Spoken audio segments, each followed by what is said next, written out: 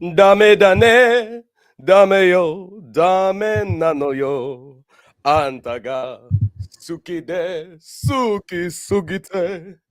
Dore dake suyoi sake demo. Yuga manai omoete ga baka mitai. Oh, he's done. He's done for Troopers and Grinders. The death of Kai Asakura, even though he was just getting started.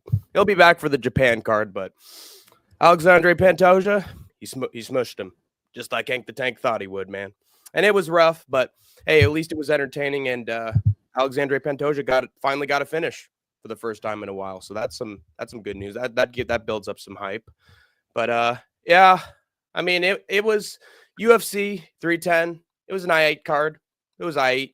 I gave it like a 7 out of 10. I thought it had enough good stuff that I thought it was memorable and it was worth the watch, but nothing that made me think, oh, this is one of the best cards of the whole year, or one that was like, oh, this was great to watch all the way through. Like, yeah, it was just back and forth between mediocrity and something interesting. And then honestly, I think a lot of the action outside of the UFC was pretty damn good in comparison as well, with boxing and with regional MMA. I was thoroughly entertained, especially with Octagon and the Navarrete card. But what do you think of this weekend in combat sports, Skatesman?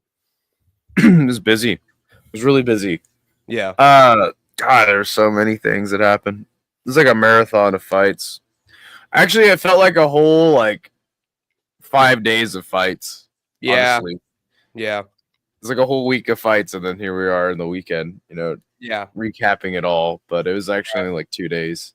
Yeah. Jay from Rush Hour was live for 16 hours covering fights. Wow. So. Poor guy. But as far as the UFC goes, I think that the card was fine, but I think that it doesn't leave a good impression as the last card of the year. Right. For the UFC. Yeah. Or it's a good, at least pay-per-view wise. Yeah. Or it's a good encapsulation of what the UFC's been this year in general. I suppose. It's okay.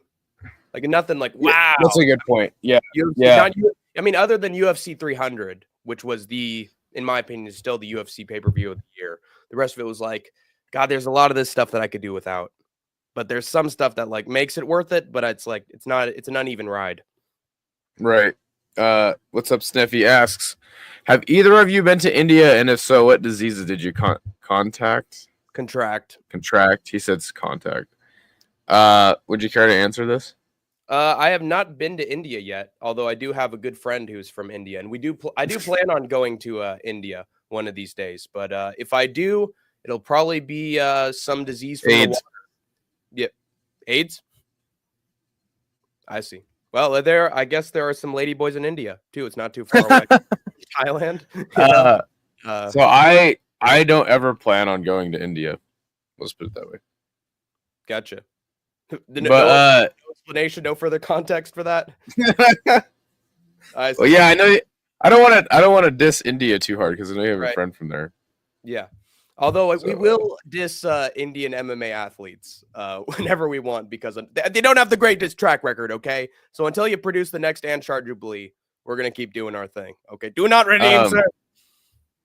But I am looking forward to Ryzen, which is not going to be a Bellator versus Ryzen card this year. Am I correct in saying that? Wait, what? Isn't the New Year's Eve show, isn't it going to be... I thought it was rumored to be a Bellator versus Ryzen show, but I think they've pulled that. Yeah. The whole show? Yeah. Yeah, no, I think that the Bellator portion has been pulled, is what I'm saying. Yeah, because it seems to me like Bellator's it's dying. It's gonna get Well, yeah, I mean we've already talked about that on the show. They were only contracted to be around for one more year. Right. So but yeah, other than that, I kind of want to briefly talk about Glory. I think the state of kickboxing is at a sadder state than MMA. And then, just quickly recap some of one. But before we do that, we got to talk about how we place. Or do we have to talk about how we placed, or should we talk about the locks and underdogs that you had? Talk about how we placed really quick because I was surprised with the outcome. And it's also just this wasn't a good encapsulation of the UFC pay-per-view, but this predictions was a great encapsulation of how Hank the Tank and Idaho Skatesman did for most of this year. Because Hank the Tank, I got second place, got really lucky with that aforementioned Pantoja pick, second round sub. That's what saved me. Not by much. I beat Skatesman by only 5 points. But we ended up placing number 2 and number 3 for the UFC 310 not the last UFC show. There's a few fight nights. Last pay-per-view. Yeah, last pay-per-view of the UFC here. This just goes to show, guys, SkateTank MMA, at least relatively to, I guess, Rush Hour's community in particular, we are the best. We're the best. I mean, there's some really good pickers in there, no and doubt. Picking fights is really hard. Yeah. Like in general, right. This is really hard. So we do consistently place in the top 10, and we seem to be just doing better and better until we get to a one show that completely throws us off. And yeah, every once in a while we'll place like 25th, but never worse than that. Yeah. So, and that's like once in a blue moon. So believe in the picks of the skates. What does that put us at? Wait, what? What does that put us at? 15-10? Maybe. I might be 15-11. Because I think you said 15-10 earlier. Well, you got to run the numbers again. All right. I don't want to run the numbers again. Well, you're gonna have to do it at some point. Well, you have to do it once we get to Hank the Tank's punishment, so that we could get to the complete total by the end of it. Hey, we got a new fella in the SkateTank MMA chat, by the way. Goat Hub Media. How old are you? I'm a We're over 18. Yeah, we're over 18. So get lost, Riga. But yeah, we did really good with picks. We almost always do good with picks. So there we go. It's funny. Hooray for us. But that wasn't the only success that Hank the Tank was able to find himself with in terms of picks. It wasn't just the UFC. I was doing pretty well in terms of regional MMA as well. And there was a specific card that I got a rare successful lock and underdog in. And that promotion's name was Octagon. Octagon 64, Brito versus Surdu. There were some crazy upsets on this card, but there were also some very dependable results as well. And one of them was a guy by the name of Max Holzer, who I picked to win by round 2 sub because that's how he usually gets it done. Isha fan anyway. Oh, I'm sorry. It's a cloud, fool. But I picked him to win by round 2 sub because it was a finish. That's how he usually gets it done. But then he went all 3 rounds and went the full 15 minutes, but dominated Eugen Blackdell the entire way through. So he is still very much an Octagon prospect to look out for. He's a force in the promotion. And then we had, God, it's the underdogs that I picked that almost always get it done really quickly. Like I've never picked an underdog who's won it by decision. They always do it like fast as hell. But Mr. Jacob Dunal is able to pull out the round 3 sub against Mr. Michael Degashek. He was the only valid underdog according to the percentages that I could pick, and I went for him just because it seemed like there were some holes in Michael's game, and Donal has gotten some solid levels. Decision. Yeah, there's some levels to this shit. Boom, boom, boom, boom, boom. And yeah, he found a way to stiff it out and got himself the round 3 sub. So went 2 for 2 in Octagon. I'm happy about that. And then in LFA, I went 1 for 1, you know, regular stuff. Should I go through that or just mention my record there? Because that was the height of my success. I don't care either way. All right. Well, let's get some more watch hours and let's look at LFA really quick. The best regional MMA promotion on God's green earth, aside from the other ones. There was LFA 198. For the record, I think like mentioning, well, we need more watch hours. I think that's like really douchey sounding. Really? Just for the record.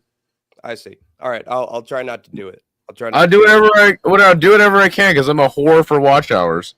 Do you still think the Aljo fight was boring? I thought the fucking fight was great. I thought it was solid, very competitive, back and forth.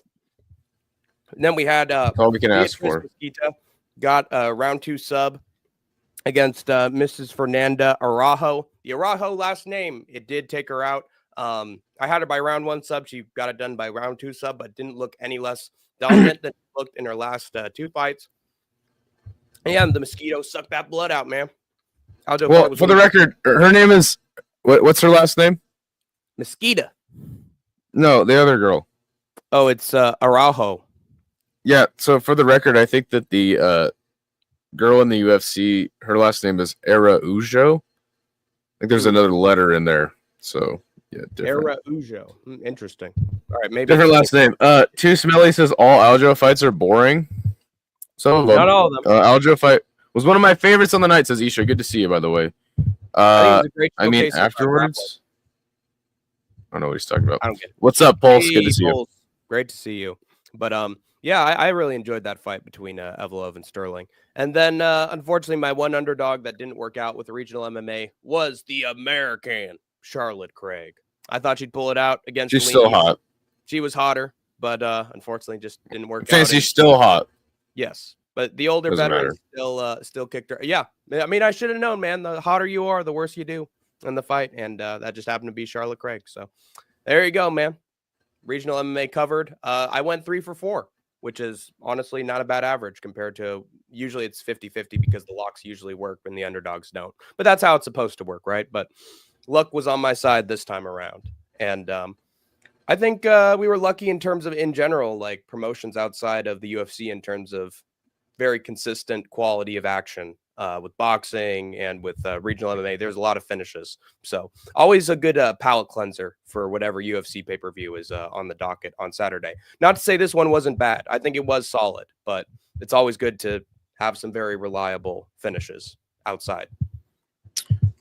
Speaking of finishes and reliable, did you watch any of this one championship card that went down Friday? Was it Fight Night? Yeah. I did watch probably the second half though. Yeah, so one Friday fights obviously always is good. The morning card, this Friday morning card, no different. But this was the evening card, so the fight nights and the numbered events on Amazon Prime are usually terrible.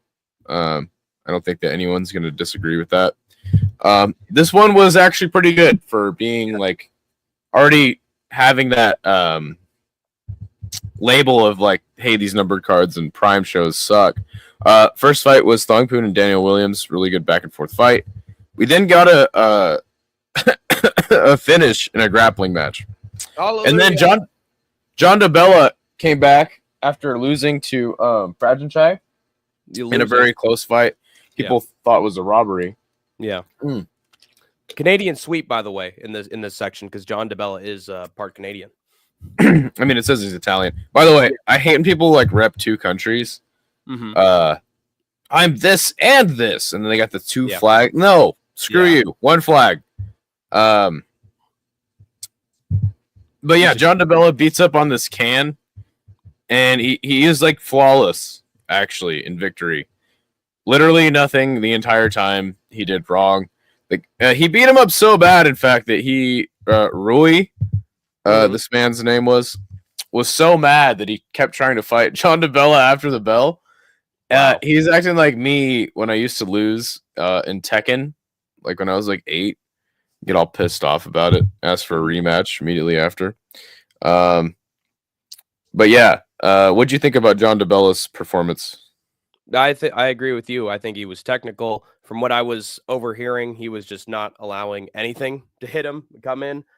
Rui was losing his temper because he was doing so bad. And John DeBella, it seems like he put on a very vintage performance. I think that he pretty handily wins the title rematch if they do, in fact, give him a title rematch. For what was the title again? It's Muay Thai. Some stupid kickboxing title. I don't know. Yeah. Well, I think too many titles in one. Yeah. Well, regardless, I think he wins the rematch that people thought that of the fight. They thought that he won for his championship defense. He looks perfect.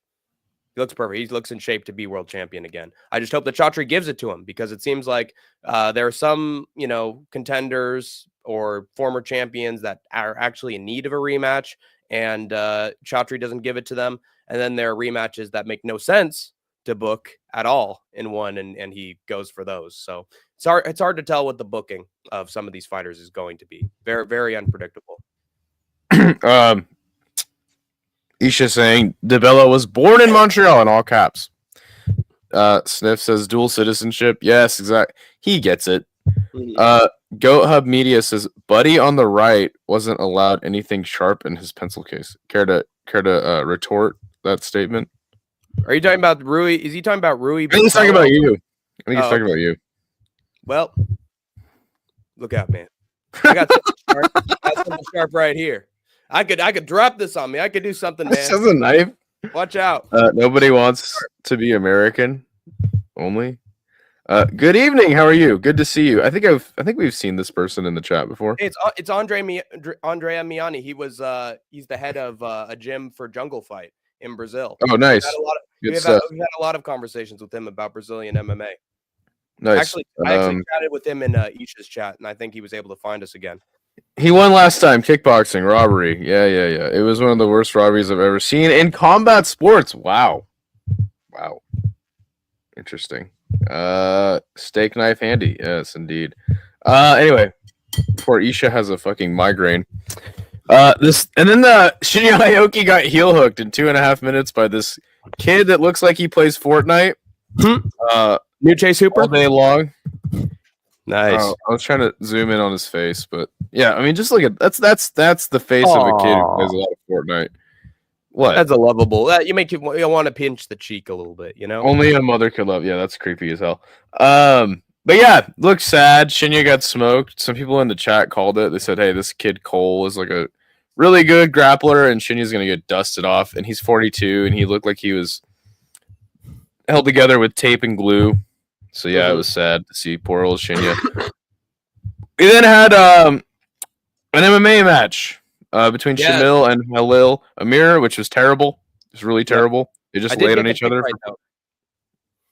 Yeah, I know. It's like, even if the fight's terrible, you get all hard because you got the pick right. You're like, yeah, that's all that matters. I got my pick right. Well, I want to mention if you were going to go on to the next fight. I was like, well, no, I wasn't. I was gonna give you your time to fucking glow. Don't worry. Okay, sorry.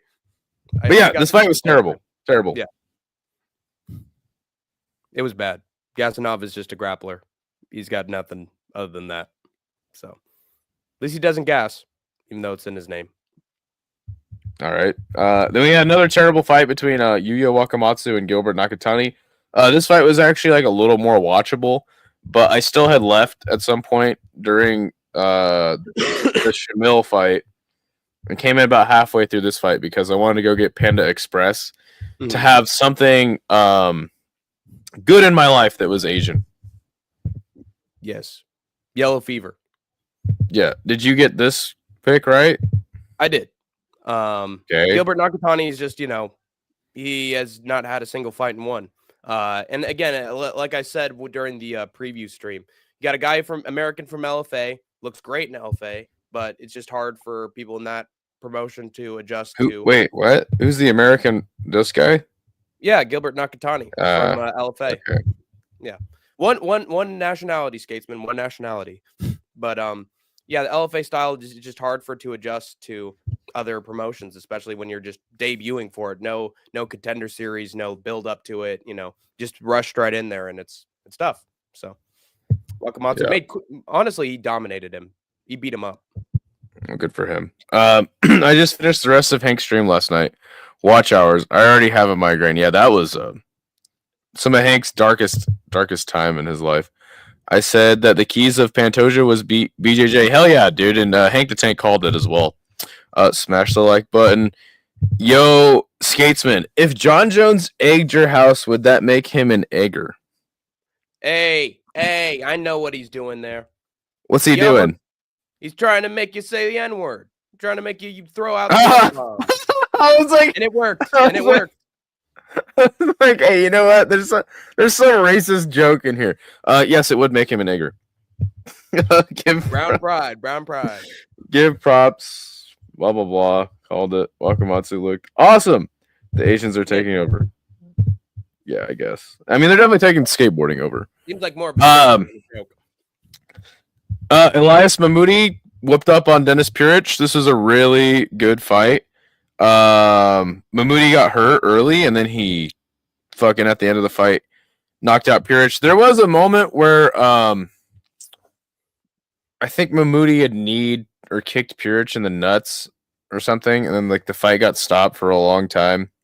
I don't know. Anyway, it was a fantastic finish. Mahmoudi's the shit. How about this fight? Reese McLaren versus the stupid Monkey King guy. Another terrible, terrible fight. Yeah. Brooks could not get his grappling right, man. He tried and You tried picked, and tried. you picked Brooks, didn't you? Yes, I did pick the Monkey King, Jared Brooks to win.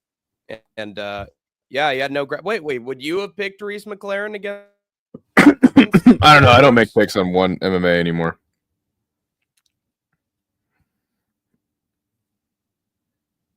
Yeah. Oh, Hank's internet's dying now. I mean, the Monkey King again, like He's all with a lot of spotty. these one champions, they win, they lose their belts in the weirdest of ways, and so he was supposed to come back and win the belt again because the other guy he did not have any bit of offense against Jared Brooks, and so therefore have the rematch, and now he'll probably never get a chance at the belt again, even though actually no, he will, because he's the interim champion. I don't know why he took this fight, honestly. Yeah, they probably. Oh. They probably made him, right? Because like if you don't accept the fights that one gives you, you will just be in Chatri jail. So probably had to. And to be fair, like I just don't care enough to make picks on one MMA because I think one MMA is stupid at this point. What is up, chummy boy? Miani says, I have information of the Brazilian fighters of jungle in 2025. Toquinho and Thiago Pereira will be in the contender. Oh, in contender series? Sick. Cool. Well, you have to give us some info on them, and we'll make some picks on them when that happens. Friday fight night on 20th of December will be better than this. Idaho is using dark magic. All right. Hey, you're back. Yay, it's Good me. to see you. Thank you. Oh, he said I'm using black magic to sabotage the internet. Yeah. No, it's just my house's internet that is sabotaging. So Mesa Bastos then defeats Daniel Kelly again in their rematch. Thoughts? Seems like from what I was hearing, ONE FC and Chatri were basically on their knees praying that Daniel Kelly was going to win this rematch because apparently she's, a very popular American grappler. She's just seems like a poster child for that strawweight division. They wanted her to win the rematch. They really didn't have any marketing for Bastos whatsoever, but Kelly still ended up being the betting underdog for this grappling match, and apparently for good reason, because whenever she was on the ground with Bastos, like she just seemed like the smaller grappler of the two. I was gonna mention that too. Like, it not only like smaller, just like smaller frame wise. Like she's just not a very big girl. Yeah, she can't pressure from on top. Like she can just like try to go in quick for things, and that just doesn't work. Grappling's all about pressure and about out muscling the other opponent and putting them in bad positions, and just doesn't seem like she can do that against this caliber of BJJ. So unfortunate, but I don't think there is a world where she beats Bastos again. Honestly. Yeah, well, she never did beat her. So I was asking Jay, I was like, from Rush Hour, I was like, dude, where do they find these people? Like, like I don't know. I'm not a fucking BJJ nerd, so like I don't know anything about the sport, but like I'm like, where do they find these people? And then like it's their debut in ONE and it's for a title. It's like, what? So what he told me is that basically whoever has the most amount of Instagram followers is like who gets put in the title opportunities. So I looked at Daniel Kelly's Instagram, and I may have looked for some spicy photos on there, but she has 300,000 followers, which is pretty substantial. And Bastos has like 150,000. Mhm. So I was like, dude, he's like absolutely right. They just look for whoever has the most Instagram followers, and they just slap them up in a title fight. But you know what? Good for Bastos. She's definitely the less cuter of the two, less marketable. But yeah, I mean, and that's reflective in the amount of Instagram followers, the marketability. Right. But yeah, good for her. She's clearly the better grappler, and she's proved that twice now. Yeah. Kong Thorny. Oh, go ahead. Sorry. It just seems like they're ONE FC's trying its best to get their grappling divisions over by just having any traction or following for the grappling matches from a select crowd, but they're gonna always be a select crowd. Like they're not gonna be very consistent. Like, oh, they're gonna watch everything else because they love the grappling matches. No, they're gonna watch this person, and then everything else in Rise or in ONE, they're not going to be interested in. So we're not gonna. I don't think they're going to convert that many people into being huge ONE fans. It's just like trying to get the niche in there. But yeah, I don't know. It's not that's fair. Yeah. Kong Thorny then defeated Knockrob in a decision. Did you watch this fight? Yeah, I did. I fell asleep during this fight. Yeah, Samai just was fantastic on the feet. He was just his name's Kong Thorny, but yeah. Kong Thorny was really good at just countering whatever Fairtex was throwing. And just really pressuring. Knockrob. Yeah. Huh? Knockrob? I mean, like their last name is their gym. Yeah. So. Yeah. Okay. So Kong Thorny beat the crap out of Knockrob for almost this entire thing. How do you not know this already? Like you watch enough Muay Thai that you just. I don't know. I just like there are like 2 or 3 week periods where I'm like, I didn't watch any Muay Thai at all. And now I'm back into it, but now I got to get adjusted to the name culture and everything. Maybe I need some more fight companions with the Skatesman so he can explain these things to me as things are going on. I mean, honestly, like lately I've just been lazy and I've been leaning on Chummy Boy to tell me everything. I see. Well, I'm feeling lazy too. So he says that Kong Thorny was on point, but Knockrob was coming on in round 3. Is that accurate? Yeah, he was starting to do better, but not good enough. He couldn't knock him out, so he already took 2 rounds. I mean, I know that one is decided by like the flow of the fight and not like round for round. It's like open scoring, but I mean, they go on a 10-point must system, dude. Do they? Yeah, it doesn't make any sense because they have a 10-point must system, but then they have yellow and red cards. Yeah, but they also can take a point. I don't know. It doesn't make any sense. Strange. Well, honestly, it's like the Wild West of combat sports. Kong Thorny took most of this thing. All right, that's all you have to say. Miani says, "Do you know another channel about MMA that talk Latin American warriors and Brazilian events like Jungle SFT in the USA?" No, not at all. Well, I mean, honestly, City Life Project, like Isha does cover those events sometimes. I don't know about Jungle Fight, but like Combate and what's the other one in Brazil that he covers a lot? Oh, it's not Samurai Fight House. It's another one. He does fucking cover Samurai Fight House. Muay Thai is round for round. MMA is the whole fight. Yeah. Yep. Casual. All right, and then I was asleep during this. Christian Lee gets eye poked by Rasulov after 2 years off. Lee delivers the eye poke. Oh, okay. Yeah.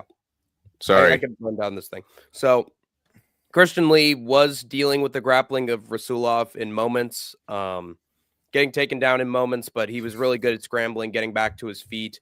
Rasulov was hitting Lee with some good left hands, but then Lee was just starting to outpace Alibeg Rasulov, hitting him with some really slick combinations, like just, I guess, like outgritting him, I would say, because Lee could eat some shots, but then just keep coming back and throw like, double what Rasulov was throwing. And Rasulov went from pressuring forward, trying to get the better of the grappling to, oh no, he's starting to kick my ass a little bit. I got to retreat. I got to keep on the back foot.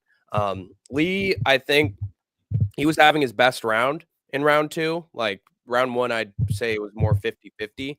I leaned towards Lee, but it could have easily gone toward Rasulov. But Lee was definitely starting to control the fight, control the narrative of the fight.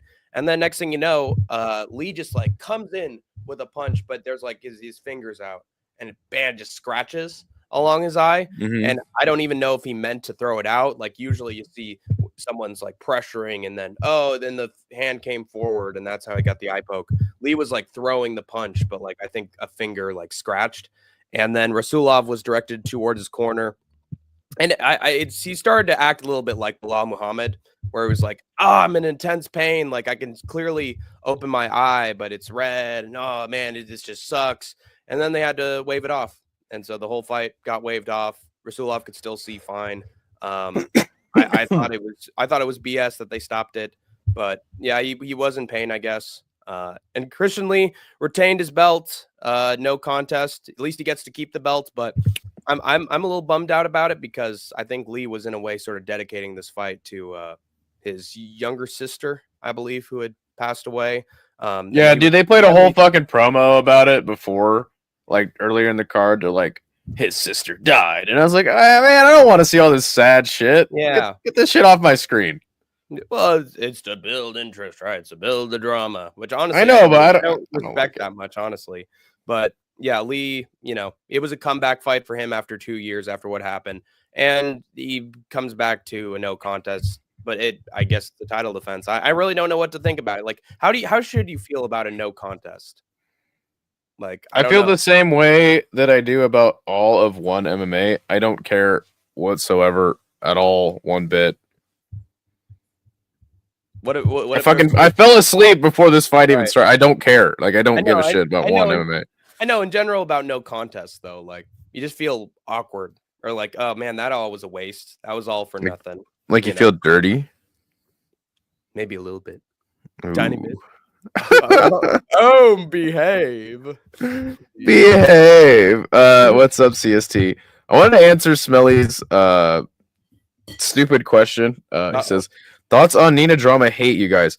Hank the Tank is more tuned into really dumb crap that like Twitter drama stuff. So like I have no thoughts on it at all. Your thoughts on Nina drama hate?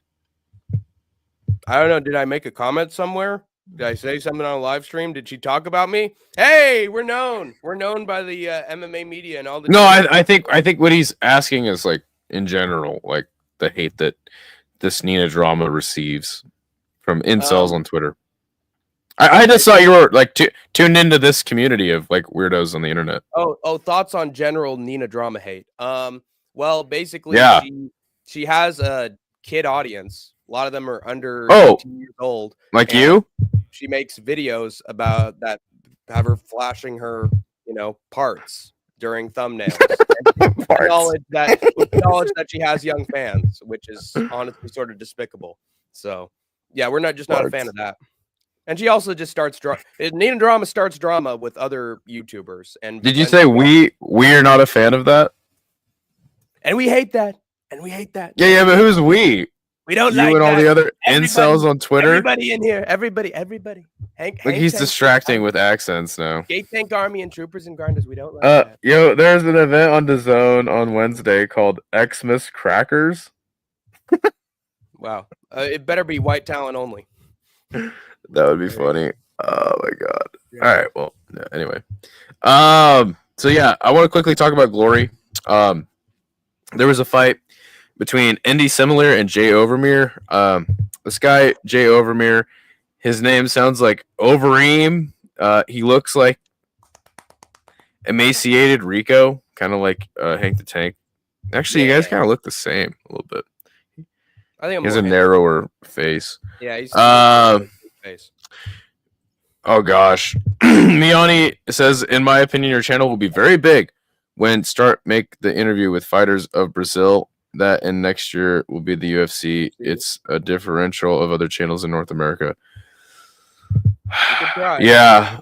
It's also promotion for Brazil, which is Andrea Miani's clear tactic. That's Hank the Tank's expertise level. But hey, you know what? Talk to CST. I think when Miani, you said he's a coach? Yes, he is. He is the head trainer. Talk to CST.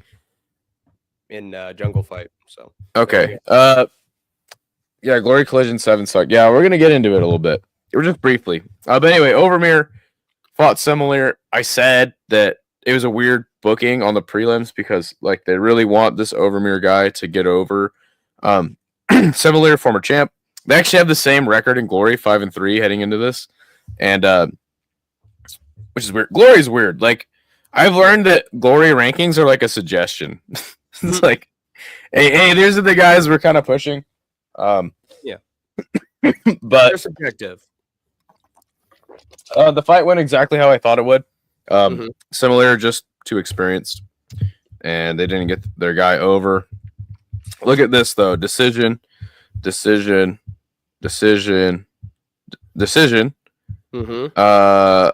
all the prelims ended in decision. Well, that's Glory for you. And I mean, not always though. That's the thing. Like, right. Well, they have their tournaments, but kickboxing, sometimes there's a lot of knockouts. Yeah, once in a blue moon. Chromo fought Shavkat. Shavkat, I thought that he won this fight pretty clearly. Decision. Laduni, decision against this really fat guy with a broken nose. The Jack Della Maddalena of Glory. Yeah, I hate. No, dude. Like this guy's really fat. Right. And Laduni just like danced around there. I mean, he fought smart. He had a really fat guy in front of him, so he just like danced around him. But he sucks. Screw him. Caceres looked really good. He's definitely one to watch, but another decision. Mazlubayev just kind of schooled Latishu. More experienced, former champ. Gotcha. Decision. I wonder if the main card's gonna be the one finish here. Hey! Yeah, Rajamzadi KO'd this guy. Stefanovski. He looks like a custom character. Build your character. And then Kababe actually came back in probably the best fight of the wow. Second best fight of the card. He got a split decision win over Abina. But anyway, we only had one knockout on this whole fucking card. Ugh. And for a kickboxing card, like that's really bad. That's really bad. Yeah. But we got into Rico Verhoeven fought Levi Ritgers. First round, Levi lands a knee to the body, and Rico said it was a low blow. It kind of reminded me of the instance in which Daniel Dubois landed that body shot on Usyk. And there's a lot of parallels to it as well. But anyway, the weird part about it, what's that? Do you or do you not count it as a legitimate? Well, that's what I was gonna say. Is like this is the weird part. Is the ref starts counting, and he counts to 6. Rico then stands up, and then he stops the fight. Like he stops the fight for a little bit. He says, "Hey, Rico, you good?" And Rico's like, "Yeah, give me a second." And then, so it was like both. Like, yeah, it's really weird. But you know, both men scored knockdowns. Rico just kind of took the fight over, and really the thing about Rico, for as much shit as I give him for, I mean, because like all Glory heavyweights are just fat guys, and then if you're not a fat guy, like you get to fight Rico eventually. And then he just beats you because Rico is unkillable. Yeah. He's unkillable, and he just takes better care of himself. He just can't fucking be beat. This fucking guy, man. Every time he... Like, I just kind of want to see him lose now because, you know, he's just kind of, like, pushed all the... He's beaten everybody in, like, all the talent that is a threat to him outside of Glory. I feel like because him being on the board of directors is a reason why they're not in the promotion or like getting those opportunities to actually fight him. But god damn it, dude, Rico is good. He's fucking good, and I think it's like his 25th or 22nd title defense. Wow, that's crazy. Yeah, you got to give him respect, or at least win in a title match. There's no way he called out Ngannou after this, right? I wish he would have. I really wish he would have, because that's the only fight that I think is interesting. Also, not to mention, like a month ago, after Ngannou beat what's his fucking name, Renan Ferreira. Glory like had posted a video about like, should Rico fight Francis next? So yeah, I mean, he should have, but again, like it doesn't matter what you do to Rico. Like he will, you have to kill him or else he wins. Like Or you have to fire Jamal him Ben Sadiq. Jamal Ben Sadiq damn near killed him, but Rico just outlasted him in a fucking thriller. Badr Hari fucking almost beat him, but Badr Hari's body just fell apart twice. Badr Hari's body. Yeah, that's kind of a weird thing to say. But yeah, no, man, I mean, fucking Rico, man. Did you watch this fight? I did not, but it seemed to be a classic Rico slugfest. You know, the biggest event in Latin America. The name is WGP. For example, the Poetan won the title for entry into glory. That's the biggest event in Latin American kickboxing, according to Andre. Well, I think WGP is. I think that they do it all over. Yeah, I don't think that it's just. Or you know what? I'm thinking of MTG or something like that. Yeah, that sounds like World Grand Prix. Sounds like that's what it's translating to, but it might be something else. Yeah, I don't know. I have to check it out sometime. But yeah, anyway, that's pretty much it. But I think, God damn it. Yeah, I think that this card is a reflection of the state of kickboxing right now because, let's face it, Glory Collision is the pinnacle of kickboxing outside of K1. Mm-hmm. And this card was terrible. They had it stacked up with so many names. I mean, former champion Similar versus up-and-coming prospect Overmere on the prelims. Crazy. Yeah. But you got one knockout, and it was Bahram Rajamzadeh getting a fucking layup against a can. Just crazy. That Collision, the biggest card that Glory can put on every single year, just was a straight-up dud. Well, just the one, yeah. I mean, it was a straight-up dud. And it sucks, man, because kickboxing is fantastic, and K1 is always good, but we can't fucking watch K1, man, so we're just forced to watch Glory and Rise sometimes on a Saturday or Sunday, like early as fuck in the morning. Have they still not given a reason why they don't broadcast outside of Japan? Or don't broadcast in general? Like, what reason? Well, they do. I mean, you have... So Deep Kick is like the LFA to Rise, and Deep Kick doesn't have a broadcast partner. And then there is Crush, which is it's like the LFA to K1, but then K1 like so Crush and K1 air on Abema, but like you can't watch it because it's geo blocked. Right. You have to be subscribed to Abema Premium, which you just like literally can't be. If you're not in Japan, right? But I did hear that like they're in a lawsuit with some company.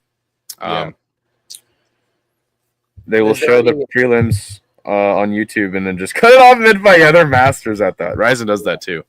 Yeah. But I mean, we can watch K1 if it's on Gaiora Sports, which is like their broadcast partner. But this particular like the pay-per-view events, like this K1 upcoming. You will not be able to watch it because it is going to be geo-blocked on Abema. But yeah, I mean, as far like I don't have a good reason for why. Yeah. There's never a good reason for less exposure, but the Japanese are just masters at that. I wonder if there are any news sources in Japan that reflect like how much success K1 is having, like outside of whether or not like foreigners can watch it or not. I wonder if the promotion is doing well or if it's sort of going the way of Glory, which is just like people aren't showing up or people aren't watching it in Japan or things. That's the whole thing, though, is like that happened, and Glory has been like it's been steady. That already happened, and so K1 went away for years. You remember, like, when Takeru was champ, and Tenshin was champ in Rise, like, those are the two biggest stars, and K1 wasn't doing anything like outside of Japan, right, for a long time. And then after the match between Tenshin and Takeru, like K1 did a rebirth, and they literally called it K1 Rebirth, and they did shows in different countries and shit, and it was really fun. And then all of a sudden, like their broadcast partner all of a sudden they got sued, and like now we can't watch it anywhere. Right. So it's really sad. You know, the state of kickboxing is sad. But at the same time, during Glory was a Senshi event. I watched that event on YouTube. I didn't know anything about any of the fighters, but like almost every single fight ended in knockout. It's the exact opposite of Glory. So it's like, yeah, it's like, fuck. Like, nobody gives a shit about. And Glory's putting on their biggest card of the year. Meanwhile, nobody's watching Senshi on YouTube for free. And it's a fucking knockout every single time. So if Senshi would do like Fridays instead of Saturdays during a fucking Glory Collision show, I'm sure it would have been bigger, but they just made a mistake there in their booking. Yeah. What was does anybody know the reason for that lawsuit, or is it still very mysterious as to the causes of that?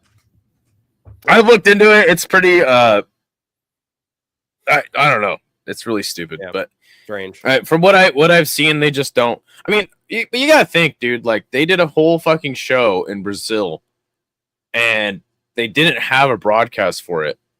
So what did they do? They just said, no one can watch it besides the people in attendance.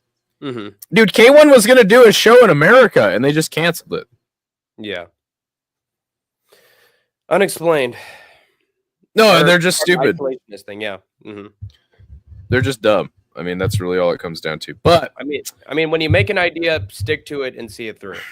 That's the suggestion I have for some of these makers.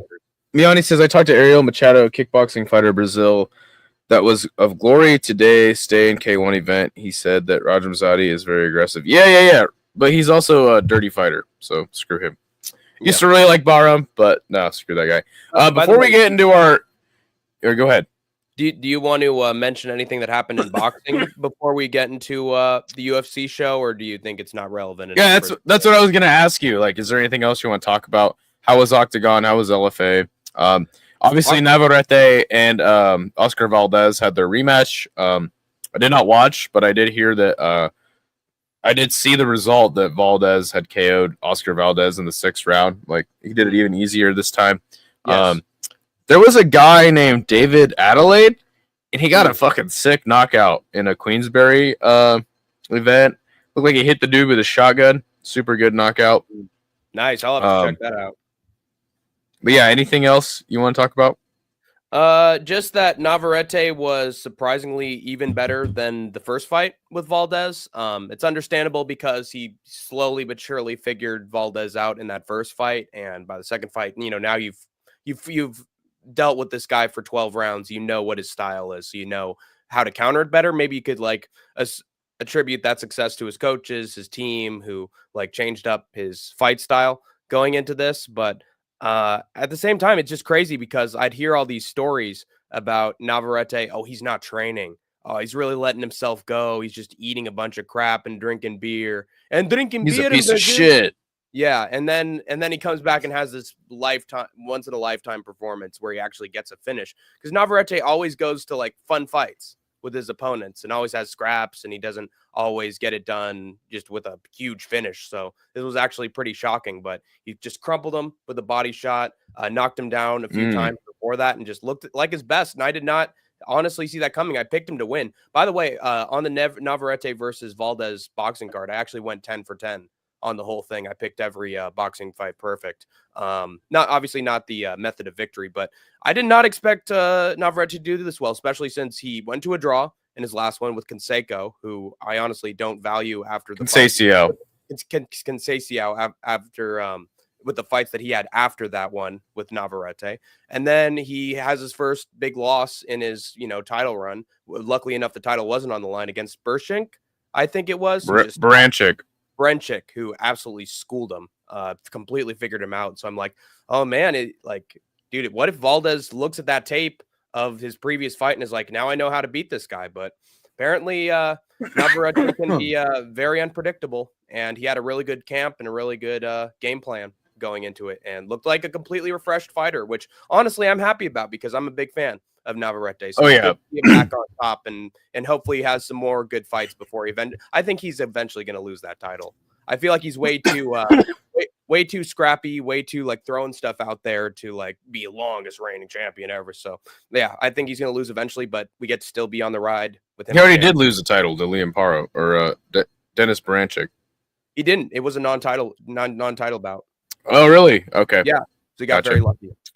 Cool. Yeah, that's mostly what I got with boxing. And then there was this weird, there was a co-main event before the Navarrete fight. Ramirez, I think his name was taking on the other guy who had beat him, shocking upset. And then in this one, it wasn't even close.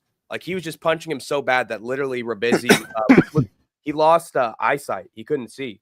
So he like literally had to walk off. Like, I'm done. It's interesting. Like I'm seeing a lot of finishes in boxing these days that like I've never seen before. Like, you know, in a way, punch in the rib. Now he's just like hobbling, walking out of there, his last opponent. And now with this one, dude, I can't see. And he walks away. Like boxing can actually be very unpredictable in how the fights actually end up getting stopped. So interesting to see. That's all I got for boxing.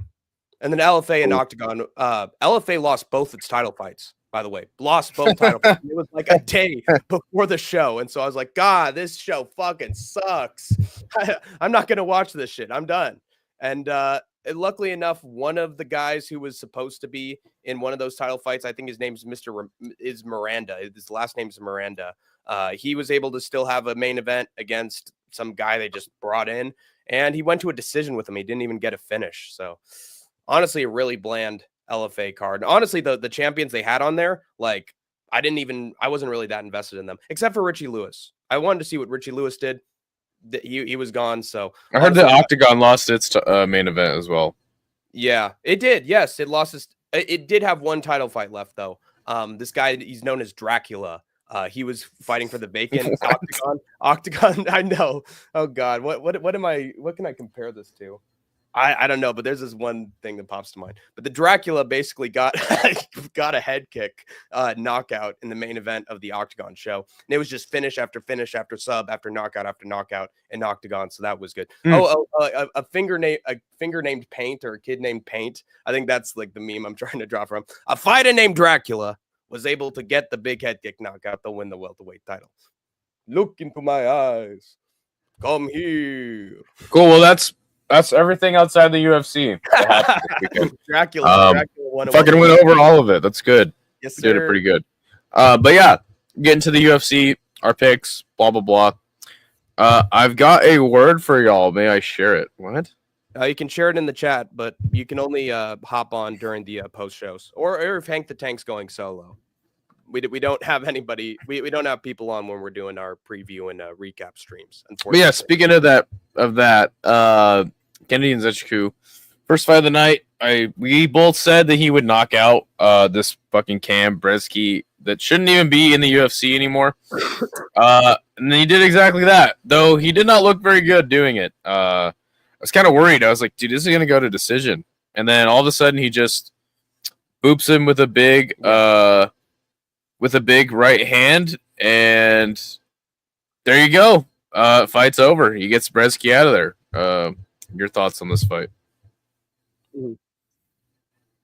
Yeah, honestly, like I was getting scared that Bresky was going to win the first round against Kennedy Nzechukwu, and that this would be like an Ihor Peteria, like, oh, he's coming back. Ihor's actually gonna get a win. Oh my God, at light heavyweight, you know. But Kennedy Nzechukwu, he just has power in his fists. He's very lucky. He also has better speed because he's a light heavyweight compared to these heavyweights. And he just hit him. He just threw like a big right hook, just swinging it out of nowhere, and it just caught him right on the chin. Put him out immediately. I think he went for a few follow-up shots, did Kennedy, but he was already dusted from there. So honestly, Bresky had the better technique in there compared to Kennedy Nzechukwu. So honestly, guys, like against some heavyweights outside the top 15, like I don't know. I could see Kennedy Nzechukwu maybe getting exposed before he really makes it to the heavyweight top 15. I think so. So you're a Lucas Bresky truther now.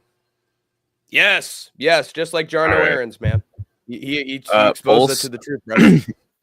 Paul says, every time you're on the verge of a win, the devil is coming for you, so be careful. Dude, big facts, dude. You can't put the cart before the horse, man. That's some Mike Tyson podcast shit. The devil's gonna test you when you get a win. The devil's there. It's true. Yeah, it's true. I mean, just like Marvin Hagler said, like it's hard to wake up every morning and run 5 miles when you're sleeping in silk sheets. Oh gosh. Biani says the MMA are grow up in countries that the Portuguese language is official, like Cabo Verde, Sao Tome and Principe, Angola, Mozambique, Mhm. Guinea-Bissau, and Equatorial Guinea, Portugal, and Timor. All right, cool. I'm just glad I knew all those Basically, countries. Portuguese countries are growing MMA. There you go. Yeah, New good shit, crop. man. Let's go. MMA. Let's go. Yes, sir. Excited to see people from other countries getting into MMA. The next fight that happened was Chase Hooper just dismantling poor old 42-year-old Clay Guida. I said that this could possibly go to decision. I was absolutely wrong. And in hindsight, I should have realized that he would probably submit Clay Guida at some point in this fight. But as far as like, I think that Hank and I were arguing a little bit. He's like, Chase Hooper looks like a phenom. I was like, phenom because he subbed a 42-year-old man, the biggest age difference in UFC history. Come on. He looked really good, but I mean, I think that Chase Hooper actually, coming off of this fight, I have really high hopes for him, but I'm going to just pull it back a little bit because we see what happened when you go all in on a fighter like Shavkat Rakhmonov, and then he gets to the top of the sport and he has a dud, and you're like, oh. So just pulling back my opinion on Chase Hooper, but he did look really good. Your thoughts? I think Chase Hooper did exactly what he needed to do here. He just needed to grapple with Clay Guida.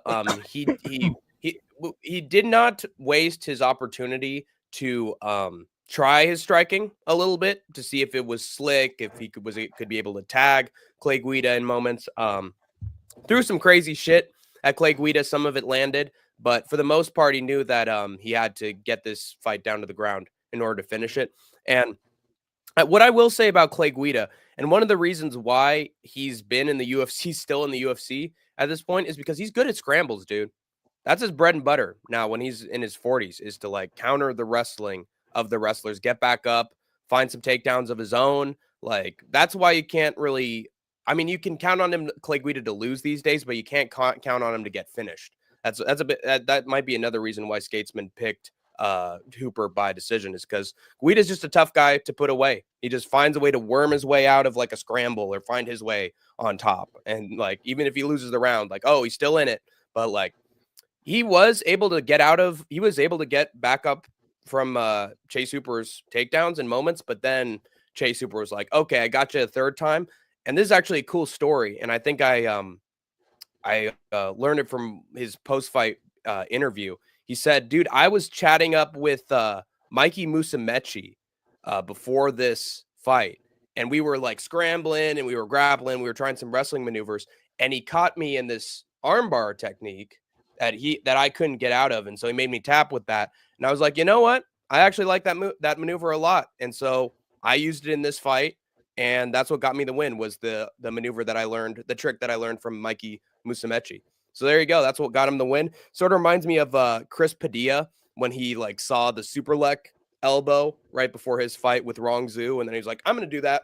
Bam. And then he Mikey Musumeci, the pizza man. He taught him the armbar. And so there you go. Yeah, there's super lek. Let's go, dude. It's all coming full circle. So, yeah, he was able to learn from Darth Mikey, and that's what got him the win. Good shit. Yeah, good for him. And Chase Hooper's really good. I'm going to say, what's next for him? Oh, for Chase Hooper?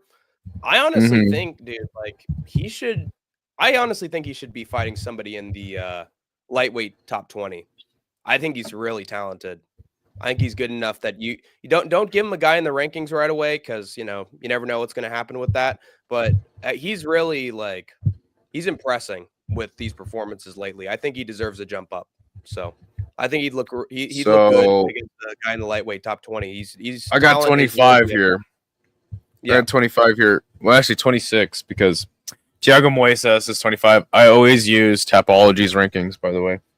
You got Nasrat Hakparast at 26. Steamroller Frivola, Drew Dober, Mateus Rebecki, and then Ludovic Klein is number 20.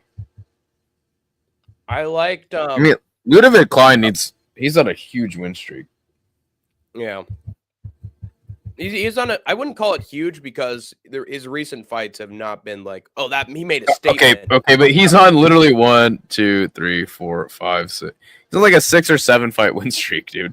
That is true. He has one. That's a pretty big win streak. Right. I think that the Nasrat. Yeah. I don't know. What's that? Sorry.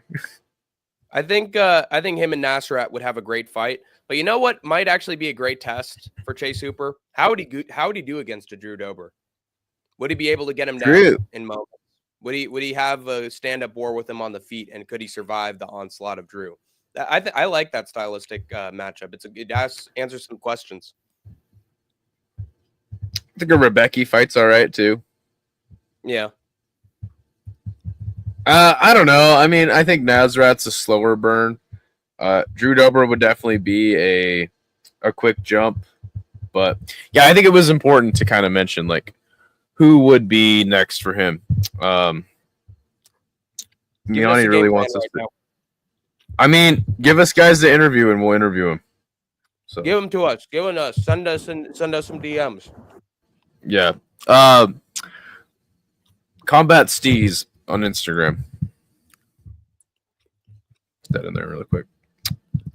Combat Steez Instagram. Okay. Next fight was Michael Chiesa versus Max Payne. Griffin. This fight sucked. It was really bad. Max Payne usually isn't a decent scrap, but he got absolutely dominated by Michael Chiesa for 15 minutes. Actually, for 10 minutes, and then he got subbed. First time ever he's been subbed in his career, which is crazy. In hindsight, I probably should have seen it coming because Max Griffin getting older. I picked him by decision, which is fucking crazy. I should have. But look, I'm fading the people from my area, so when they win, I can feel something good. Spokane, Washington, not too far from here. But yeah, good to see him. I guess the UFC is going back to Seattle, and he may be maybe headlining the card, which would be cool. It's just like what they talked about right in the cage afterwards. But good for Michael Chiesa. Always good. But yeah, this fight was not good. Outside of the finish, your thoughts? I was impressed with. Oh wait, hold on. The screen hasn't been moved yet. There we go. Yeah, that's on you, bro. I think. I know that's my fault. I think Michael Chiesa did pretty solid work on the feet. Like he was never in any real trouble against Max Griffin. Like he made sure that stay away from him to run around when he needed the takedown. He got it, and then in terms of the exchanges, like I feel like Max Griffin was doing nothing. Like Max Griffin was super duper tentative in this fight, and Chiesa was just stinging him up with some lefts, some rights, and then he would like do his little feint into the takedown, and he pretty much got the takedown every single time. And I don't know, man, his striking was good for his grappling, because he was keeping himself out of danger. He was actually, I think, outlanding Max Griffin as well. And just when he needed to feint to get into the takedown, he got it. And finally, Max Griffin just ran out of juice, and Griffin was able to cinch in. What was the submission, by the way? Wasn't it a rear naked choke? Doesn't it say right on there? It says via submission. Let me check on Tapology. I don't know. I don't care. Yeah, but either way, he just completely schooled him. And the grappling was good. Of course, that's what I expected Griffin to do. But he impressed me with his striking. His striking gave leeway to the grappling, which is what it should be when you're a grappler. So good job. Yeah, good for him. Low caliber welterweight. Looks like they got Jay-Z now too. Oh, they didn't kill him, did he? What? I don't get it. What? That's it. Oh wait. I think that. Hold on. Let's see. Jay-Z accused in a civil lawsuit of raping a 13-year-old girl in 2000, along with Sean Combs. Uh-oh. Yikes! Nas was always right, guys. Nas was always right. Wow. What did this come out in like? Did this come out in like court? 50 Cent tells Cameron why he thinks. Okay, whatever. Oh, hey, there you go. Breaking news from AJ. They got Jay-Z now too. Good to see you, AJ. No Jay. No Jay. The next fight was Joshua Van versus Cody Durden. This fight was really good. I thought that Cody Durden would like hurt Joshua Van in the first round, and then like Joshua Van would come back and knock him out. It did not happen. Cody Durden, very durable, which is weird because like usually he gets knocked out or finished. But no, man, both men fought really good. But the fight did go a little bit like that. The first round definitely was Cody Durden's. Second round, Joshua Van kind of comes back and just does really good work. But yeah, good work from Joshua Van, and he didn't look completely outsized by Cody Durden in this fight. I think that was important. But yeah, he gets a good win, clean win. I think that they actually landed like some of the most significant strikes like ever in a UFC fight, like top 10, which is insane. Nice. Yeah, he was landing a lot of right hooks on Cody Durden, and Cody Durden just hung in there, which is really surprising to me. But yeah, he had good mic work too afterwards. Your thoughts on this fight? Yeah, I actually had Joshua Van winning pretty much every single round here. Like I thought that Durden won the first round. Yeah, I think it was a close first round, definitely a close one. But I did lean towards Joshua Van just because even though he was getting hit with a shot every now and then, I always saw Van like really pressuring and landing with some combinations and landing more like effectively, like hitting Cody with shots that were really like, oh, that snapped him back a little bit. So I thought it was more effective in the first round or more impactful.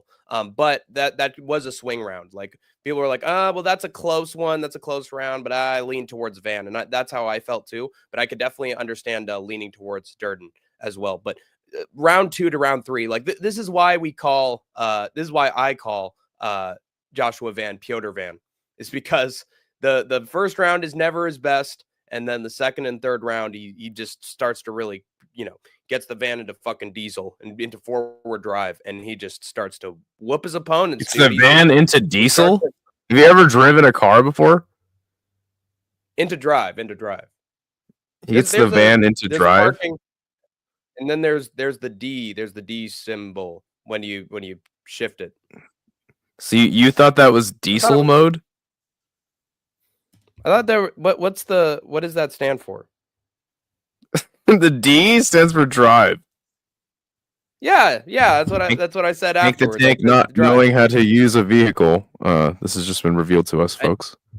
I know how to use a vehicle. I have a car. I don't know the specific symbology of the stick shift. I'm sorry. Okay, sorry. Well, he shifted into drive, and then he beat the absolute shit out of Cody Durden. Yeah, oh god, he starts to put 2 and 2 together in round 2 onwards, and yeah, Cody Durden is just, even though he was taller, his striking was not prepared for the speed of Joshua Van. He just puts his combinations together. He's slick with it. I love his rips to the body. Definitely uses the weapons well. I think the tank just cut out completely. If I try to move on, he'll just go back to talking about this. So he just looked unstoppable. Okay, he looked unstoppable from round 2 onwards. He was really good, and he was classic Joshua Van. I'm shocked he didn't put Cody Durden away, because Cody Durden was eating some huge shots in round 3.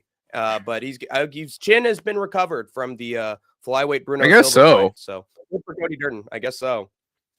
Yeah, cool. Shit, I don't have a diesel gear. How do I drive? Call me.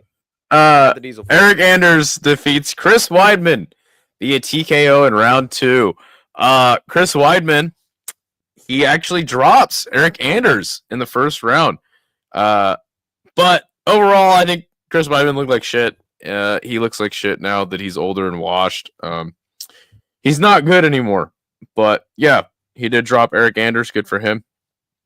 I knew Eric Anders would win this fight even before it got rebooked. Yeah, as Isha said, it was kind of a comeback win. It was sad to see, like, it kind of mirrored a finish early up the card. it was sad to see Chris Weidman just like flopping around on the ground like David Hasselhoff trying to eat a cheeseburger while he's getting punched over and over and over and over and over again in the head by Eric Anders. Ref could have stopped the fight earlier. It officially goes down at 4:51 in the second round, and he gets that finish. Good win for Eric Anders, I guess. Chris Weidman needs to retire. Don't know why he's even in the UFC anymore. Yeah. Well, he looked bad, but he's still my boy, damn it. Chris Weidman, yeah, he was getting pieced up by Eric Anders. Honestly, like Chris looks like crap on the back foot. Whenever he was up against the cage, Anders was just laying into him with combinations. Weidman threw out a good shot every once in a while, and obviously he threw out the shot that dropped Eric Anders, so he was still in it. But honestly, he just seemed like a fish out of water against a pressure fighter in Eric Anders. And honestly, like this is how I expected the fight with Bruno Silva to transpire. Because honestly, I view Eric Anders and Bruno Silva in that same level of, okay, they're power punchers, always coming forward, trying to land some big shots. But if you're technical enough and you have the wrestling, you can stop them. But Eric Anders, like he just showed his grit. He showed his heart in this one. Bless you. And then in the second round, honestly, I thought what lost Weidman this fight was he chose to be silly and he jumped the ghillie, tried to join the ghillie goose gang, ended up on his back and just had no, because he's 40, 40 up and or above. I don't know what age he is in particular, but it's just really hard for him to get back to his feet. He just could not. He was getting his arms pinned down. He was effed basically. And I think there was a moment where maybe he was starting to get some flashbacks to Mario Yamazaki reffing his fight against Luke Rockhold. Like he kept getting beaten up, and people were like, "Okay, it's time to stop the fight. He's done." And like the ref took Mark Smith took an extra 10 seconds before stopping that fight when it really looked like Weidman was done. So based from Mark Smith. That's why we love Mark Smith. For your eye pokes, man, you deserve to get punished. Do you care to apologize to Eric Anders? You called him a retard that had no chance of winning this fight. I didn't call him an artard. You might have. I don't know. Anyway. Player. You threw that out of nowhere. I just thought that he wasn't. I thought he was simple. You did say he was too stupid. You said he was too stupid to win this fight. Well, it turned out that Weidman was even more stupid. So I was mistaken. Yeah, there you go. He's still my boy. Even though we lost Nate, we had Bryce have one of the funniest KOs I've ever seen. With Bryce and Kron. That was a good KO. We had a couple of Herb Dean minutes of pain. I have a question. In your opinion, what is the best martial arts of Southeast Asia? Lethway, Bokator. I've never heard of Bokator. Mm-hmm. I have never heard of Muay Lao. I think Muay Lao is like there's like different styles of Muay Thai, and I think Muay Lao is one. I think he's trying to refer to Cambodia with that, but he said Cambodia, just like he called it Vietnam. It's but Vietnam. I think he's saying Bokator is like a sport in Cambodia. I would say Muay Thai all day. Muay Thai. You might have, yeah. Miyani is such a beauty. Yeah, 100%. But yeah, I would say Muay Thai. What about you? I love Muay Thai. Muay Thai is my favorite. Absolutely. Everybody loves Muay Thai. I love the knees, up the middle, elbows. I think it's just fun. Gritty, brutal, bloody. Ryan Battle then defeats Randy Brown via decision. Just like I thought it would go down. Some people were saying that they thought Randy Brown won. I thought it was a pretty clear 29-28 for Brian Battle, me personally. The fight was just not that good. It was weird because the fight should have been really good. Like, and on paper, both these guys bring pretty exciting fights, but there was a lot of clinching. A lot of clinching going on. Mm-hmm. And that's what kind of made it suck ass. Brian Battle successfully keeps the heel arc of his career going. Crowd booed the shit out of him, and he said, "Fuck you guys." Yeah, good for Brian Battle. But I think this really just showed that like this streak that Brian Battle's been on is kind of smoke and mirrors, and I don't think he'll do well against some higher ranked welterweights. Well, I think he's certainly not going to do well against welterweights who are his height. Like, this was one of the very few moments that he was dealing with. He wasn't taller, but he was pretty close to the same height with the lanky build of Randy Brown. And I think that's what made this fight suck. Like, I think I said as we were watching this together, by the way, this was the moment where Idaho Skatesman came into the stream. I still don't know why I came into the stream, but he came into the stream and watched some Rude Boy. What do you mean you don't know why? Brian battle with me. Am I not allowed to come into the fight companion? Come in. And then I was like, what? Yeah, because I was being accused of many things during the Chris Weidman fight. I see. I said Chris Weidman sucked, and then the chat was like, "No, he wasn't." Watch the fight. Hold on, you're like way behind. Your internet's like really messing up right now.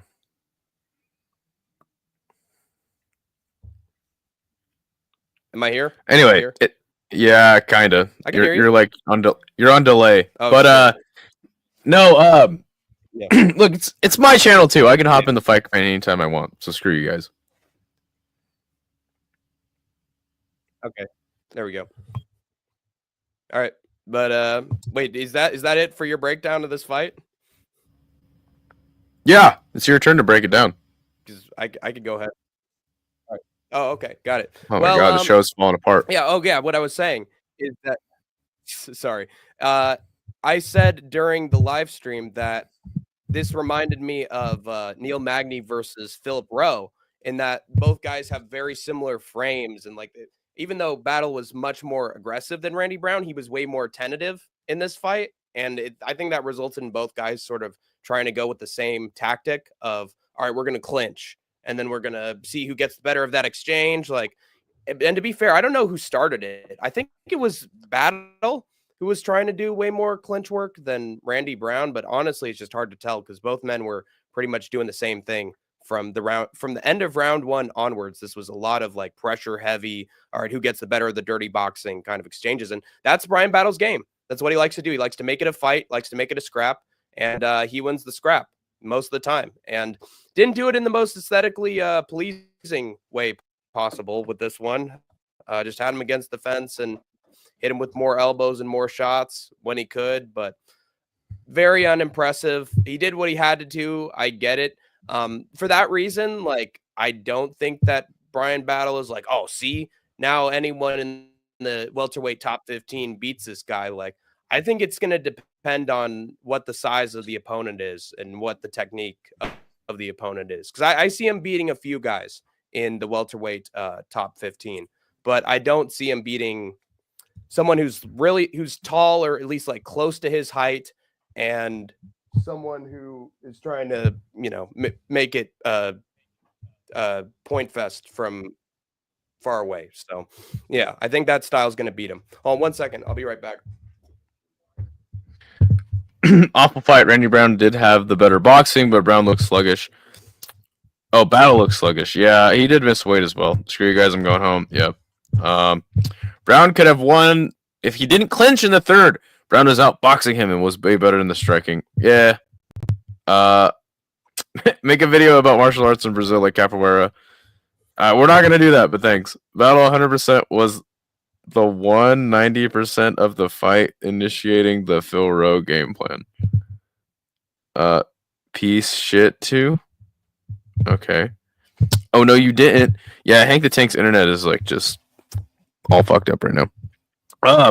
Movsar Evloev then defeated Aljamain Sterling via decision. Hank the Tank said this fight was going to suck. It was going to be boring.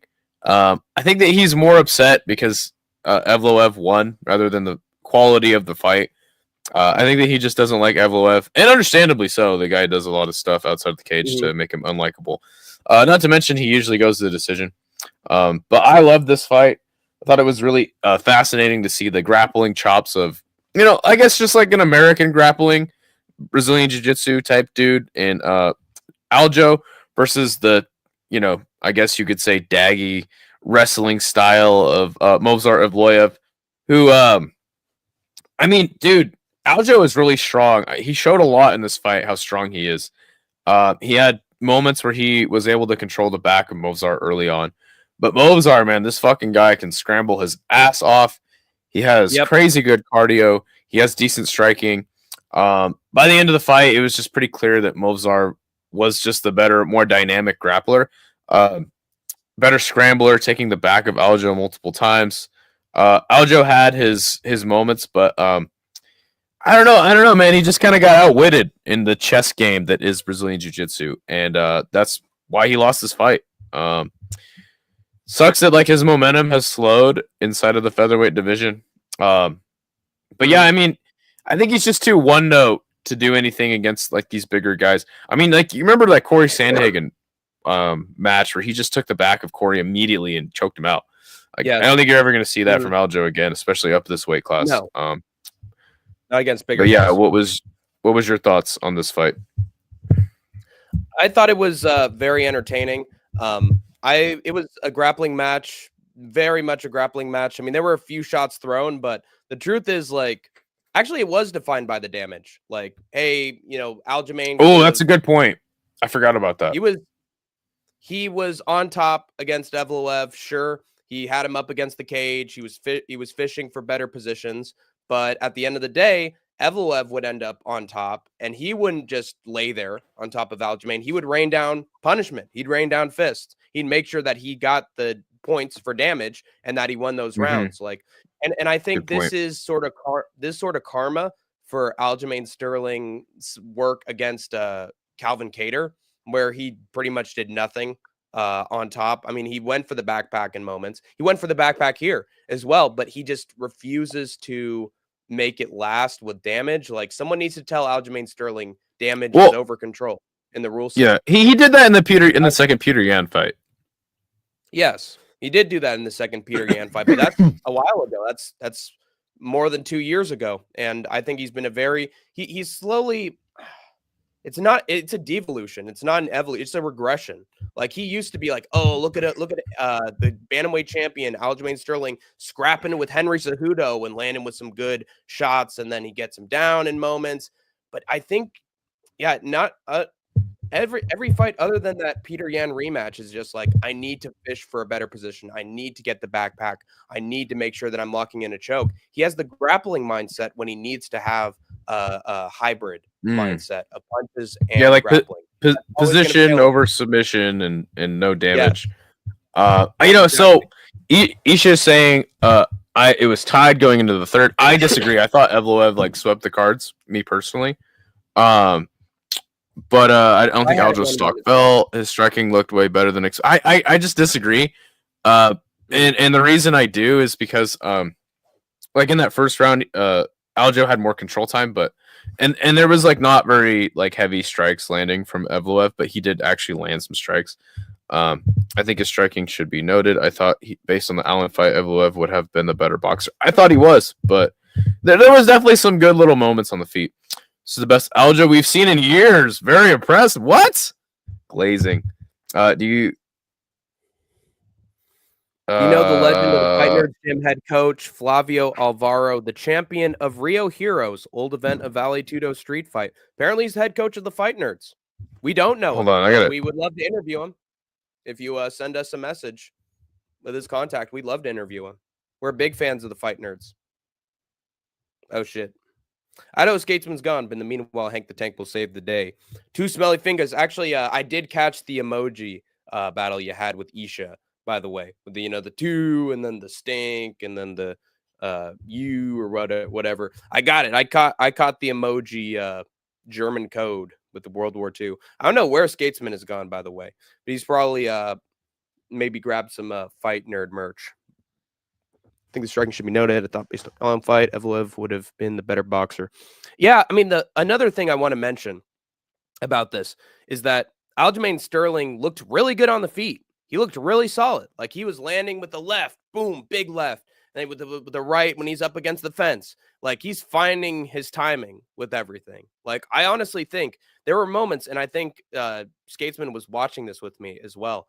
There were moments where Aljamain got him down, and there are certain grapplers who know how to go from, okay, I got his legs hooked, to, okay, now I'm punching him. Now I'm punching him as he's getting back to his feet, and now I have an edge in the striking on the feet because he's scared of the wrestling.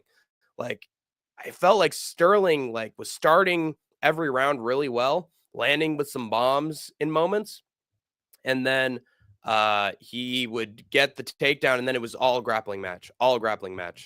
Sterling didn't allow the fight to get back to the feet, and I think that's how he lost, because there were a lot of moments where Evloev was like, nope, I'm going to spin it right on top. There you go. Now I'm on top. And there were times where Sterling just should have stopped grappling and made it a stand-up contest like he did a lot of his fights when he was bantamweight champion. Now it's tank. Hold on, I'm gonna.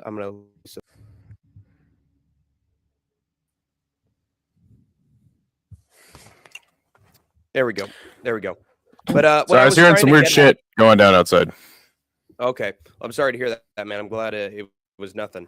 But basically, what I was trying to get at is I feel like Sterling had a lot of moments where when he was taking down Evloev, he could have used that as an advantage to like score with some punches as he was getting up, because I think Sterling actually looked pretty solid on the feet in terms of like landing a nice little left hook coming in every once in a while. Like, I think he could have made it competitive on the feet and won some rounds, but unfortunately he kept on grappling and he kept getting counter grappled and put on bottom. So I wish Sterling had been more dynamic in this fight. I think he would have won him the fight. I think he was looking way better than people were expecting him to look. Yeah, I just think it's weird for you to say that this was the best Aljo we've seen in years. I'm like, what? Like, definitely the best in Slater. Yeah, I don't know. Anyway, we don't need to spend the whole show arguing with Isha, though. Isha is a very opinionated man. That's why we love him. Sucks that USA lost? What? Sterling is a solid grappler. He gets some undeserved hate. Yeah, agreed. Once he gets the backpack, it's a wrap. Next fight was Vicente Luque. What are you eating, by the way? You can't wait till after the show to eat? Well, my parents literally were just like, hey, man, this food's fresh. Have some before you stream. Oh, it's 30 minutes out. And I was like, okay, fine. I'll have a piece of chicken, whatever. And I was trying to finish up, but it's still there. So, unfortunately. So what are you eating? I'm having the honey glazed chicken, finishing that up. And then I have this good gourmet cheese that I got from Trader Joe's that has some onion in it. Some good-ass cheese. It's a delicious cheese. Very nice. Tell me how good the cheese was. Anyway, yeah, so Luque just like pieces up. Luque just like pieces up Garimbo really quick. Hurts him like in the first exchange. Themba throws a right hand, and Luque just like ducks under his fucking punch and just gets him. And goes on an anaconda really quick. Don't want none. And just subs him up under a minute. I picked Themba to win, and I said Luque's basically washed after the brain bleed. But no, man, he cracked him up real quick. I don't think that this is like a testament of like, dude, Luque's back. He's that dude. Like, I really don't think that that's the case. But I think I really truly think he just caught Themba and got a sub. And I mean, that's one of his best ways to win too, is like club and sub. But what'd you think? Yeah. I think this is the best possible outcome Luque could have gotten. Like, taking no damage with the brain bleed, so all those fears are alleviated. He actually looked good on the feet, which I don't think any of us were really expecting after that Buckley fight, where he had no like effective striking or counter striking. But he decided, dude, if I'm going to win this, I'm just going to go all out right out of the gate and be the old Luque and be the guy who just is a fucking freight train coming at you. Old Luque, no counter striking, just all fucking offense and be aggressive this time. And it completely paid off, because when Luque is aggressive and Luque comes to fight in exchange, he wins. And against Themba Garimbo, who we saw had a pretty mid performance against Nico Price, where Nico was starting to land some good shit on Themba Garimbo, and Garimbo was having a tough time. Like, he needed wrestling in moments to win. Like, this is the perfect approach. Like, if he doesn't like the striking of Nico Price, if I start throwing with him, I'm going to catch him. And I think that was Luque's mentality, and it completely paid off. Great feint going into the right hand that just fully dropped him. And then instead of being like, okay, I'm going to just lay on top of Garimbo and make sure that I'm dominating and I win this round, he decided to be a finisher, just like Luque used to be back in the day. He was like, dude, I got the stars before on Michael Chiesa, and I'm going to do it again. And he got in that Darce, It was an anaconda. It was an anaconda, yes, but it was a very similar squeeze, and like I'm gonna make sure to grab the neck and choke him out, and it got him the win, and literally could not have gone more perfect for Vicente Luque. So this is a bounce back, we are so back fight for Vicente Luque, and hopefully he keeps this aggression in the future with his fights, because I think he has to be. That's how Luque's had his success before, so he needs to keep this up. I know the brain bleed is a scary thing though; that always gets in the way. One of my favorite performances of him is when he knocked out Randy Brown. Beat the hell out of Randy Brown. Dominic Reyes then defeated Anthony Smith. It was really sad. Anthony Smith was looking good in this fight for about 30 seconds, and then Dominic Reyes like took the whole fight over. I just wanted to show you something really quick while you break down the fight. Wait, we read all the comments? Did we read all the comments? You're let me look at some of these. No. Wait, no. Well, I'm just looking at Isha's reactions because he really liked this from. Well, read the comments. Then. I don't know. I'll just tell you. All right. Give me a second. Yeah. God damn it! How amazing was this? Luque, baby. Yes, sir. He's a big fan. God, I love cheese. I lost my shit when Vicente Luque got the anaconda. Don't want none unless you got Bun's son. I am so happy for him. Let's go. Did you see the behind-the-scenes video in the Patricky Pitbull channel about? No, nobody saw that. No, it's okay, whatever. Confidence is back, which is huge. Gilbert Burns' reaction with his sons was amazing. Yeah, I should have paid more attention to that. Oh yeah, he had the big family photo in the cage. And by the way, and Skatesman made this known when he was streaming with me. Don't have your kids or family members with you when you're having your fights, because you will traumatize your kids. Even if you win, you will traumatize your kids because they're watching violence at a young age. So, not smart. By the way, straight KO followed up by super necessary foot to the chin, broken jaw to a dead man finishing deep last night. Yep. Based rule set, the real MMA rule set. Gilbert versus Hamzat, who wins? Clearly Hamzat, and he gets it done in round one and destroys Gilbert. Well, and Hamzat's like getting on the way up more, and Gilbert's now like on the way down. I think when they fought, it was like the perfect time for both of them to fight. Yeah, no, Hank has to read all the comments because of those watch hours. He's a whore for watch hours. Skate, I'm gonna send you the highlight. Yeah, I want to read it. Yeah, but you literally read like comments that are like, "Hey, what's going on, man? Oh, good to see you. Oh, yeah, that's cool. Yeah, look, they're having a conversation. Let's keep reading more of their comments." Skate, I'm gonna send it to you. Yeah, send me the highlight, but also like figure out a way for me to watch Deep for free because I don't want to pay $15 a month to watch fucking Deep. Don't want Mr. Grant Gregory. Mr. Grant Gregory actually sent me a chat message in Isha's chat that said that if you upload a certain VPN from a country for your computer, you could get a membership to watch the Deep events for like $2. That's what he said. So if you change your internet VPN, even temporarily, you could get Deep for very cheap. Deep for very cheap. That rhymes. So anyway, look at this. Look at this though. 172 to 24. I think that it was in the second round. I think that Dominic Reyes landed like 75 significant strikes, and Anthony Smith landed 0.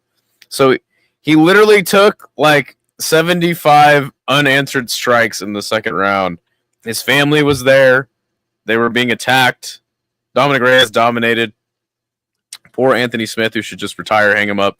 But we say that after every time Anthony Smith loses. It really reminded me of the Glover Teixeira fight, where Anthony Smith looked really good in the first round, and then he started handing Jason Herzog his teeth.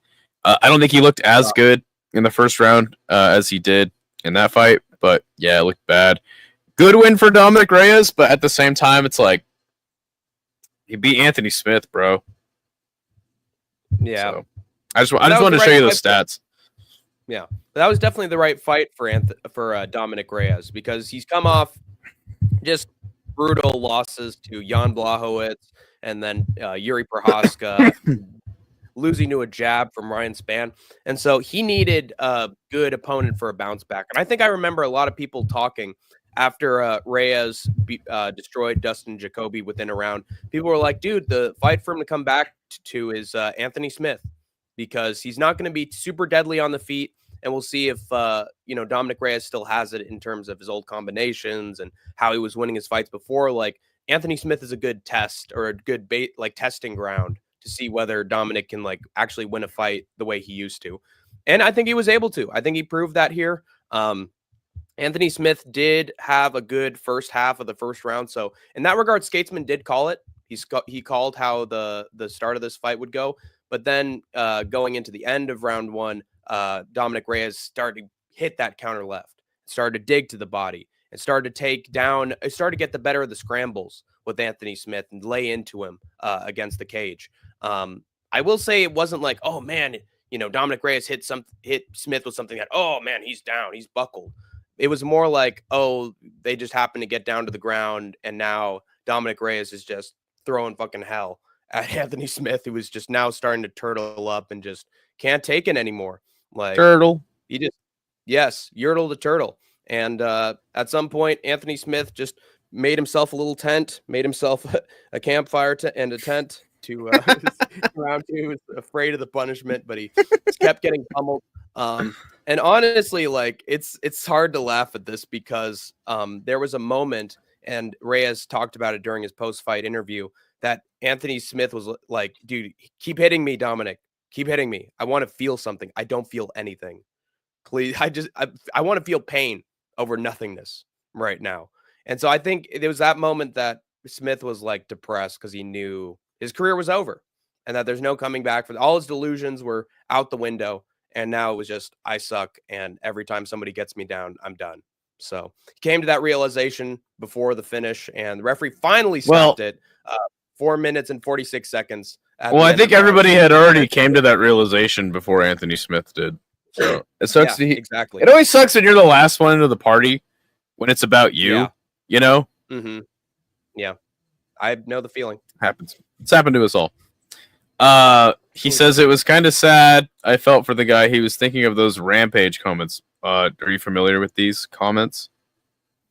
I think it was when TJ was on the Jackson podcast, and he was like, "Oh, what, Anthony?" And they were like, "Dude, do you think that Anthony Smith has a chance against Alex Pereira? Or does he come back to beat Alex Pereira?"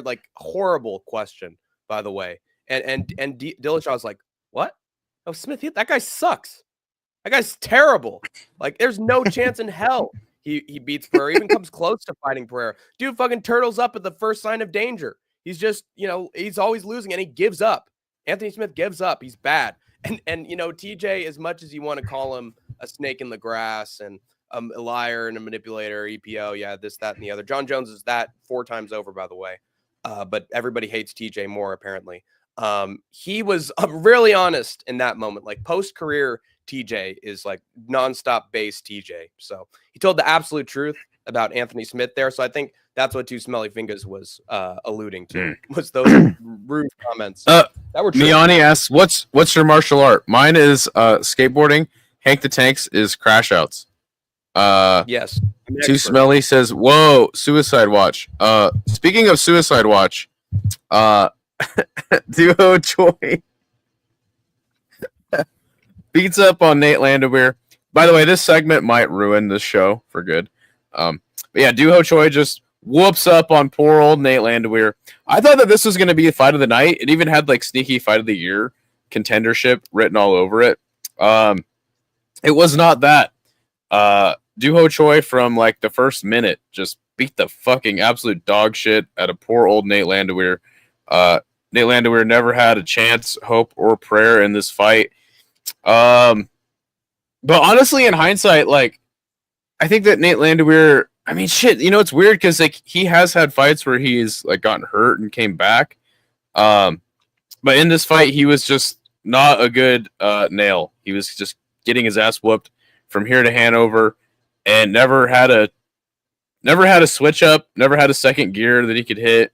He just got absolutely just snubbed for 15 minutes, and Duho Choi I didn't even remember him getting a finish, but yeah, apparently he did TKO him in the third round, 3 minutes in. Yep. And yeah, it made him look like a scrub in this fight.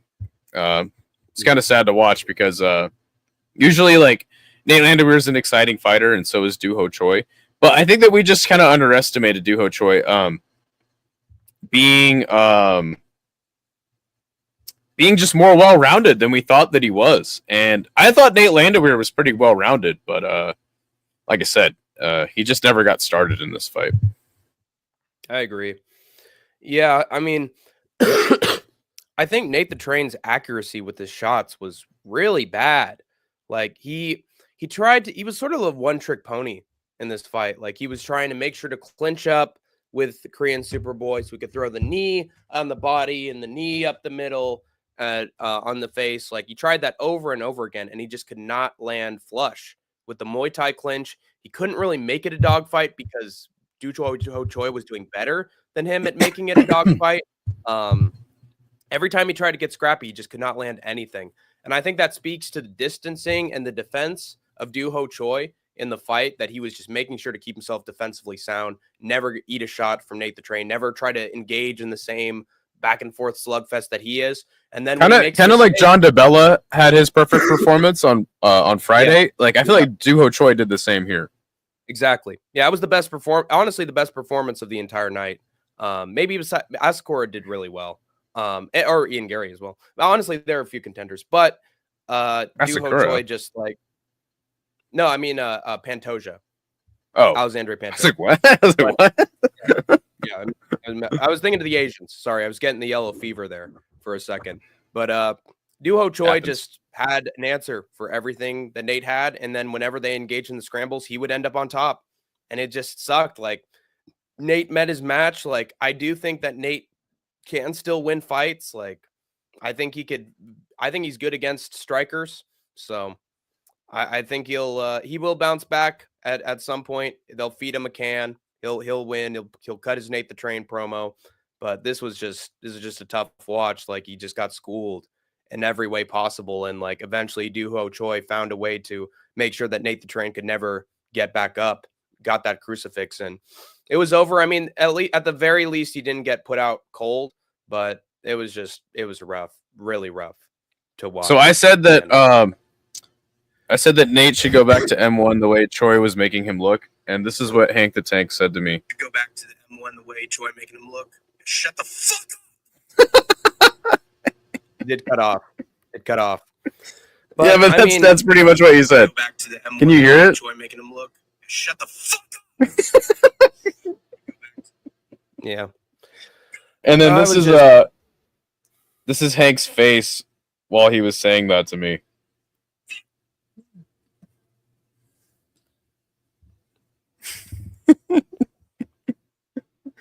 Just a visceral face. Like a Karen. Yeah, I look like the Joker right there. But ridiculous. Yeah, it's just I was really depressed. He's my favorite fighter. I wanted to see him have one moment of success. I didn't get to see that. And then when I'm just seeing the comments that, oh yeah, Nate, he's just a bum. He should go back to M1. He's never UFC material. Just that sort of thing. Oh, he's a bum. It just hurts to hear. It just hurts to hear from people online. And so I lashed out. Should not have. I mean, honestly, like it was a combination of that and everything else that was happening leading into that fight as well. I was just getting exhausted. I know Skatesman and I were going back and forth like a married couple for a lot of the stream, including when he came into the podcast. And so I was just, man, I'm here to literally ask you, dude, can like there be once in a while where it's like, okay, I had my little chit chat and my argument with Hank. Okay, I'm going to be like 20 minutes. I'm going to watch this fight. Then I'll come back and check in on him later. Cause like, it seems like you grinded me out, dude. I was exhausted by the time Nate Landwehr.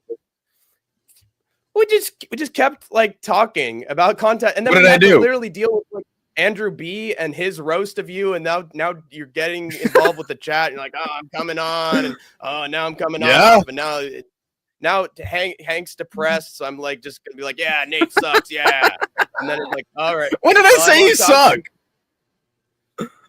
Well, that's what you're implying. Whenever you say something, it's just like, oh yeah, I guess I'm doing a bad job as a streamer. Oh, I picked that wrong. I have this bad opinion. I feel low whenever I'm talking with you. You make me feel bad whenever you're talking to me in chat. That's honestly how I feel. I'm being honest. Okay, but okay, what did I do? Dude. It's not just one thing. It was like a combination of things. Well, the straw that broke the camel's back was I was just like, you know what, dude, this is really negative. I'm feeling bad right now. I just don't need this negativity. I'm not gonna read your comments. That's what I said. And then you went to Isha's chat and I checked in on that. And you were like, well, Hank the Tank said he wouldn't chat with me, so here I am. And then Isha was like, all right, I'm gonna say something, and then I'm gonna play a little joke, guys, play a little joke. And then he was like, yeah, I'm gonna say shout out to MMA M1 Global, and you were like, yeah, and then diabolical. Yeah, it was diabolical. It was diabolical. Yeah. This is Hank's reaction to that. He made an enemy out of me. He made an enemy out of me. I'm done. I'm not even watching the rest of the fight. I give him $5 and he acts like this to me. What a piece of shit. Isha is a piece of shit, is what Hank said. Well, yeah, he went pretty hard. But again, it's like, okay, what started it was that you were like, I was like, Chris Weidman sucks. And then you're like, he doesn't suck. Remember when you picked this guy to win? And I was like, the fuck? Like, okay, like you've gotten picks wrong too. But I think the biggest problem is that, again, and it's been this way. Like, you can fuck with other people, call them stupid, idiots, cuss at them, but the moment it comes back on you, you're like, you guys are bullying me. It's like, no, dude, like you put that energy out there, so of course people are gonna come fuck with you when it's easy pickings. Mm-hmm. I just don't like Robert Whitaker's my favorite fighter. Here, go ahead. I just don't like it. It's two of my closest associates and friends that are like picking on me. Like if it was just regular chat, and they were like, "Oh yeah, screw you," and like, "Oh whatever, he's just somebody who entered the chat and doesn't know this, and he's saying this about me, and I'm not gonna let him have any power. I don't have any conversations."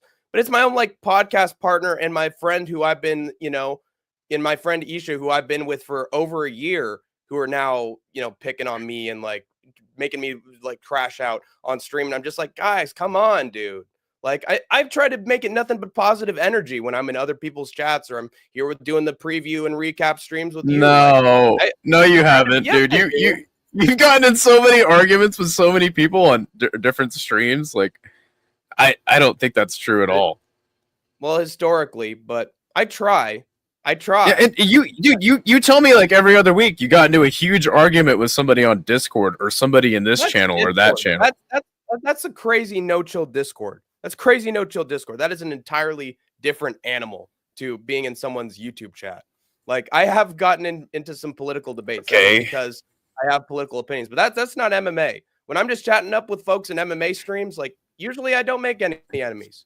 Usually I'm just having fun. But like when it's my companions, then... but like people fuck with Isha all the time, and like it's like I told you, it's like I can tell him, I can call Isha right now and tell him that Canada sucks and hockey's stupid, and he won't care. Like it's whatever. Like, of course we're gonna fuck with you if you're on the stream and you're talking, you're being passionate about MMA, you're talking about MMA, you're having these really hot takes. Of course people are gonna fuck with you. Like, right? I don't know why that's surprising to you. Especially after doing it for this long. I know, but it's just gotten to it's different. I think since I've had the fight companions, it's been different. I feel like everybody's pissed with me on Saturdays because it's a longer stream and I have probably more room for me to say something that's a hot take. But I don't know why everybody's obsessed with my fight companion. I'd honestly rather have it if people just left me alone to do my fight companions. Seriously. That doesn't make any sense. So you don't want any viewers on your fight companions? I'd rather have that than 20 people who I'm having a huge crash out with. That is the truth. I don't care. Don't do fight companions, dude. No, we literally got 45 watch hours for my fight companion. 700 plus views. Yeah, so it's obvious that the fight companions get views and they get good stuff. So we have to do it. Yeah. Unless you want, you don't have to do anything. We don't have to do anything. Well, I have a goal. I have a goal for the channel, so that's what I'm going to do. You're welcome, by the way, because I'm trying. I'm welcome. I'm welcome. Yes. I do. What do you mean? What do you mean? I do 4 or 5 streams every week, and So you do those? You do those for me? I'm doing it for us. I'm doing it for the channel. Yeah, but like I've told you many times, like I don't give a shit. Like I don't care about me monetized or anything like that. You're doing this for you. Don't say you're welcome, because you do this for you, not for me. All right, well, it's half me, it's half you. I mean, you said it's like it would be cool.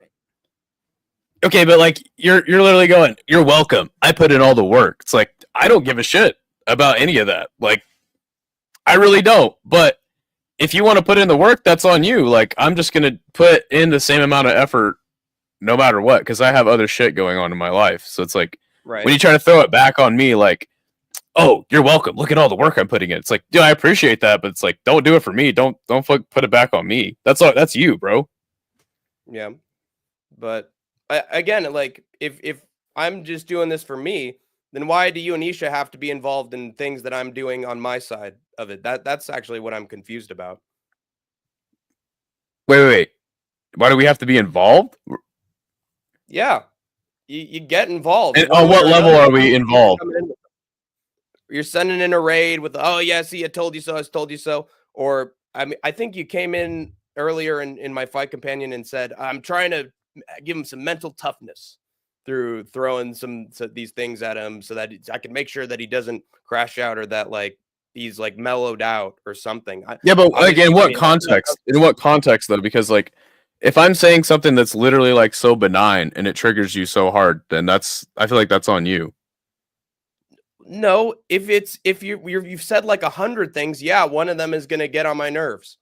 So it's like I can last like 2 hours. I think that it's because it's when I'm talking about a fighter that you pick to win, and I go, oh, dude, like they suck, blah blah blah. It's like I talk shit about almost every fighter that's losing because it's hilarious. It's fun. It's funny. It's fun to just poke fun. But that's like kind of the culture that like the fight companions a rush hour breed, is we just kind of like crack jokes constantly. And then when it's like a fighter that you pick to win that's losing, it's like then it comes like personal, and it's like you take it as like, oh look, he's sliding me because I picked this fighter. It's like it has nothing to do with that. And then but see that again, when you build on it and you're like, oh, you're coming at me, it's like I'm not. And I'll even say that, like I'm not, and then like you're like, screw you, man. And it's like you're ruining the fight companion. It's like, no, I'm just here fucking around. And then like, well, it's building mental fortitude. So yeah, I was sad about Nate the Train. Nate the Train's my favorite. Yeah, no, I understand that. I understand that. But to your point of like, why do I have to get involved? It's like, I don't know what you mean by that. It's like I'm just there, just hanging out in the chat. And when you get like super pissed off and emotional, I don't have any other option. I have to go elsewhere to have fun with MMA because it's no longer fun. Okay.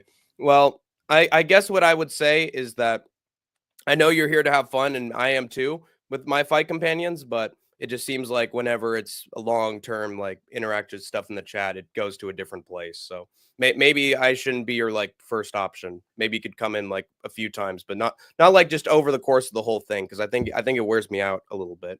Just in all honesty. That's honestly hilarious to hear. But it's like anybody who's detracting from what you're saying. Like you used to yell at Juiceman constantly because he would say things. Juiceman was giving away the end of the round. So like I was like, dude, you spoiled it. And then he was just like, oh, I'm sorry. And then his next fight, he would spoil it. And like I didn't just tell him not to say the ends of the rounds and who he thought won the rounds. So he just wasn't listening to me during that point. But that's different. But anyway, that's all out there. But I mean, I don't know, dude. I'm just trying to have a good time watching fight companions. So that's just my but like you don't though. Like anything that bad happens that it's like you don't expect to happen, like Nate the Train losing, it ruins it for you regardless. Like, right? Yeah, it's not that serious. It is to me. And I tried after he lost. Like I tried to hold it in. Well, and try. Okay, but like I don't think it has anything. If it's that serious to you, I don't think it has anything to do with me. Yeah, it doesn't. But I just didn't like. I didn't like putting the. I felt like it was salt in the wound. I guess that's how I interpreted it as. But it is what it is. Let's try to be better in the future. Me and let's try to make the interactions less like married couple fighting. Let's just try to like have some space. Yeah, but it's only that way because we do the podcast together. It's like I know. Yeah, I mean it's like just because I said the way that Duho Choi is whooping up on Nate Landwehr, it looks like you should go back to M1 Global. Like, and then that's what set you over the edge. It's like, you don't have to make it married couple interaction. Like, it's like I'm just there commenting. You do you regardless, man. You don't have to worry about what people are saying in the comments. All right. I'll try to do that then. I'll try to take that approach in the future. I don't know. We have a whole shitload of comments. We don't have to read all of them, but one thing I did want to get to was the fact that No Chill. Where does it say? We've got so many comments. Oh, he says, I had to cut off a bunch of people leeching today. It's crazy how desperate people are for my barely over $500,000 audience. We'll never have to worry about you guys, though, because Hank wears his heart on his sleeve and Skate doesn't care. That's the show, man. Yep. Watch this is like listening to We Cry Together if we have a K-Dot fans here. Yep. Oh, it's funny. Yeah, look, man. I mean, at the end of the day, it's like I just don't take this very seriously, and you do. Mm-hmm. So it's like blood. It's like oil and water, you know. Yeah. But I just have to let things fall off me. But I mean, especially if it's MMA, it's like it's not that serious, man. Right. But let's just not have some derailed streams in the future. But like you're the one that's on the stream. So, like, whose fault is it that's being derailed? Just me, because I'm saying, Chris Weidman doesn't look very good in this fight, and you're like, you know what? You're ruining the stream because I picked him to win. It's like, it's not that. Okay, that's on you, bro. There was a bunch of stuff. You were starting getting in arguments with Andrew B, and then like it was just tension with them, and they were like, hey, they were defending me, and then it was just getting into this whole thing, dude. Like it's too much. Yeah, but see, like I'm also like someone that's willing to like have conflict, and like when you say like I was getting into an argument with Andrew B, it's like I didn't see it that way at all. Like he was just saying like, you know what, I'm gonna roast you in a diss track. It's like sick, let's bring it, like dope. So I listened to the diss track, it was very mediocre, and that's my opinion. Andrew B it's God tier, goated. Yeah, but like if you can't even like pronounce words and say words correctly, should you really be making diss tracks? Yeah, I mean, most people. When it just sounds like complete gibberish, So it's like, of course, I'm gonna just like clap back. I mean, to me, it's like, does that mean we're in a heated argument? We have problems? No, not at all. No, but it's just, I guess I just don't like conflict. My streams, I guess. Yeah, I noticed that, but it's like you create conflict all the time, all by yourself. It has nothing to do with me, man. Okay, well, I guess I'll just try to let it all bounce off of me in the future. There you go, man. Don't be a sponge. But yeah, anyway, Bryce Mitchell defeats Kron Gracie via TKO in the third round. This fight was terrible for pretty much all 3 rounds until the really cool finish. Did he put his forearm on Kron's chin and then slam him? And is that how he got the knockout? Yeah, super sick knockout from Bryce Mitchell. In an overall otherwise terrible fight. My favorite part though, like of the fight, was like Bryce Mitchell handling himself really well in the post-fight interview. Didn't go like totally crazy. He just like had a solid down-to-earth interview, and I think that's something that he kind of needed. All people wanted to see him do was be insane. Kind of like you, Hank the Tank. Bryce Mitchell's a lot like you in that way. Dude. Yeah. People just want to see you go insane and crash out, and he countered it. He was humble. So, yeah, as soon as he shows up on Believe You Me, it's going to be the same old. Right back That's true. Yeah, dude, I fucking made a well underwater and it's full of pig's blood, brother. It's full of that, all needles from vaccines. But yeah, I picked Bryce Mitchell as well, just like Skatesman. We both had it by decision, and it was going that way. It was actually turning out exactly like we thought it would go. Also, this was Bryce Mitchell's first knockout ever in his career, and Kron Gracie's first time ever being finished. Nice. Well, Kron deserves to be finished for this freaking jump up the rankings, which is just honestly disgraceful. Just because he has the Gracie name, that's very corrupt. But Dana White privilege. But Bryce Mitchell, he got the takedowns. He was on top and he was avoiding the submissions of Kron Gracie, the BJJ, throwing up the submissions of Kron Gracie that he was going to expect. There was a moment though, and I think this sort of turned the tide of the contest. It went from just, Bryce Mitchell's on top and barely winning this round to, it looks like Bryce Mitchell's actually trying to hurt Kron Gracie in moments. Like he was having his arm taken and then he slipped out and then he would boom, boom, boom. And he actually went for some combinations on the feet. And people forget, man, he dropped Edson Barbosa at one point during their fight. So, Bryce Mitchell has some punches when he needs them. And then in the third round, he was just like, yeah, I'm just going to bully you. I'm going to push you. I'm going to grapple you. And then he lifted up. He didn't. He grabbed him. He was trying to like take him down. And then Kron pulled guard and he jumped up. He hold me, darling. And he jumped up into his arms and it like immediately gave him the perfect position to slam him. And then, it reminded me of the Jordan Levitt knockout where he walks over and then boom and boom. Just slammed him down and the back of his head went. I think he was out as soon as that happened, honestly. Like he still had his like everything wrapped, but it was like still, it was frozen. It was that made it hard. Yeah, and he hit him with some elbows too for a second. And then the elbows just like made it clear that he was already out. So referee stopped it. And one of my favorite jokes is that they Bryce Mitchell flattened Kron Gracie just like his earth. As flat as his flat earth. So there you go, brother. Yee!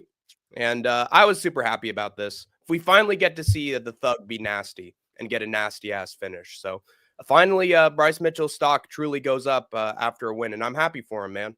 I'm happy for him. Good old thug nasty. What's next for Bryce Mitchell after this? We can pull up the rankings. I got the featherweight rankings right here. So actually, we kind of skipped over matchmaking for Movsar, but I also think that like right now the top of featherweight's hard to match because like we're probably in agreement that Volk is getting the next title shot, right? Volkanovski, yeah, unfortunately. Right. So I guess you run back Diego Lopez and Movsar, and then you give gosh. I guess you give Bryce Mitchell to Ron Murphy. That'd be interesting. Or maybe Arnold Allen. No, him versus Murphy makes more sense. I think that's good. Ige was able to get on top of Ron Murphy. So that might be an interesting clash of styles. Who can out-grapple the other? Idaho is the big brother who plays it cool but actually cares. Yeah. Facts. He's like Roderick in Diary of a Wimpy Kid. It's pretty good. Yeah. Ciryl Gane versus Alexander Volkov. I didn't watch this fight. I watched it, but I didn't process what I was watching. I did see Ciryl Gane went for a heel hook at one point. A lot of people saying that Ciryl Gane robbed Volkov, and Dana White even said you got fucked over. I think that Volkov's biggest mistake in this fight was coming into the fight with straight back cornrows instead of his beautiful, luscious hair, bringing the comb to the cage and just giving him that aura. I think that's what really lost him this fight. Yeah, it was also the judges who lost him this fight as well, because honestly, he looked like Volkov 2.0. He wasn't getting just completely outclassed by Ciryl Gane. It was quicker and stronger than him, and it was just getting better entries and just schooling him on the feet. Volkov knew, hey, if I'm going to win this fight, might as well win it on the ground, since this dude apparently just has terrible takedown defense against real contenders in the heavyweight division. And he immediately went for the takedown on Ciryl Gane, and he got it. Got the takedown, hammer fists, looking for better positions. there were some like left hands, some right hands he found in round 1, but it was mostly like who was going to out grapple the other. And Ciryl Gane, he threw up a triangle at the very end of round 1. It's that submission attempt, so that's damage. And so I barely gave it to Gane, but it was a very close fight, close round. And I thought Volkov was looking really good with the wrestling. And then in round 2, Volkov delivers a spinning back fist right to the mush of Ciryl Gane and just boom, snapped him. And he's on wobbly legs. Takes him like 10 seconds to recover. Volkov's hitting him with some shots. And then at some point, Gane hits a right hand that sort of drops Volkov for a second, but then he immediately gets back and then he shoots a takedown on Gane, proving that he's still in there. So that was sort of a subjective round, but a lot of people were like, dude, he absolutely rocked Gane, whereas Gane was able to momentarily drop him for a second, but it's like that is not the same amount of damage as the spinning back fist. And so a lot of people gave that round to Volkov. I gave it to Volkov. So it was 1-1 going into round 3. And then Volkov got the takedown on Gane. Very smart from Volkov. Didn't get any damage. Once he had like sort of outstruck Gane on the feet, he went for the takedown. He got it. And then Gane sort of went for a Kimura while he was on bottom. There were a lot of moments where Gane actually reminded me of his Ngannou fight, especially like the 5th round, where it's like, oh, now he's looking for the leg of Volkov. Oh, he's trying to do some BJJ stuff instead of getting up. And he was like really obsessed with getting this arm lock on Alexander Volkov, and he just could not get it. And Volkov was punching him to the side of the body and just was not getting subbed. And round 3 expires. Volkov's gotten more damage. He landed more punches, rapid punches to the side. And I think a lot of people were like, okay, he won rounds 1, 2. We won rounds 2 and 3. That's a Volkov win. Pretty clear. You got to give that to Volkov. And then the judges have it a split. And I think the judges' scorecards, you might want to pull this up because they were all over the place. And I think like 1 or 2 judges gave round 3 to Gane, which is just absolute insanity. He clearly did not win round 3. And so judges just they viewed these rounds as very subjective, and it was just weird. Honestly, he didn't deserve to win. I think I think Volkov won 2 out of the 3 rounds pretty clearly. I can pull him up. So you think that like Gane had no case to win? He had sort of a case with that second round, but I mean, he got absolutely rocked by that spinning back fist. Absolutely rocked.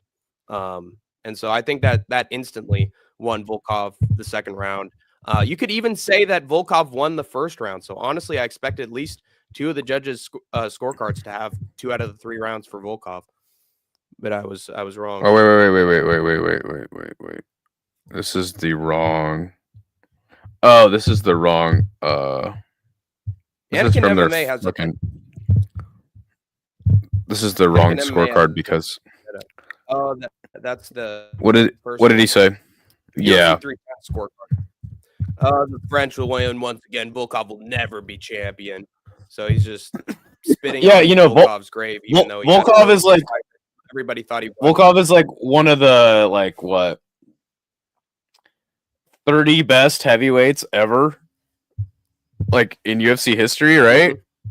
Is that like crazy to say? No, not at all. I mean, think he's very solid. Oh no, he's one of the 30 best ever at his job. Like, what a piece of shit that guy is. Like, I don't know. That's kind of crazy to me. Yeah. Never be a champion. My guy shows 0 improvement. Actually, looks like he declined.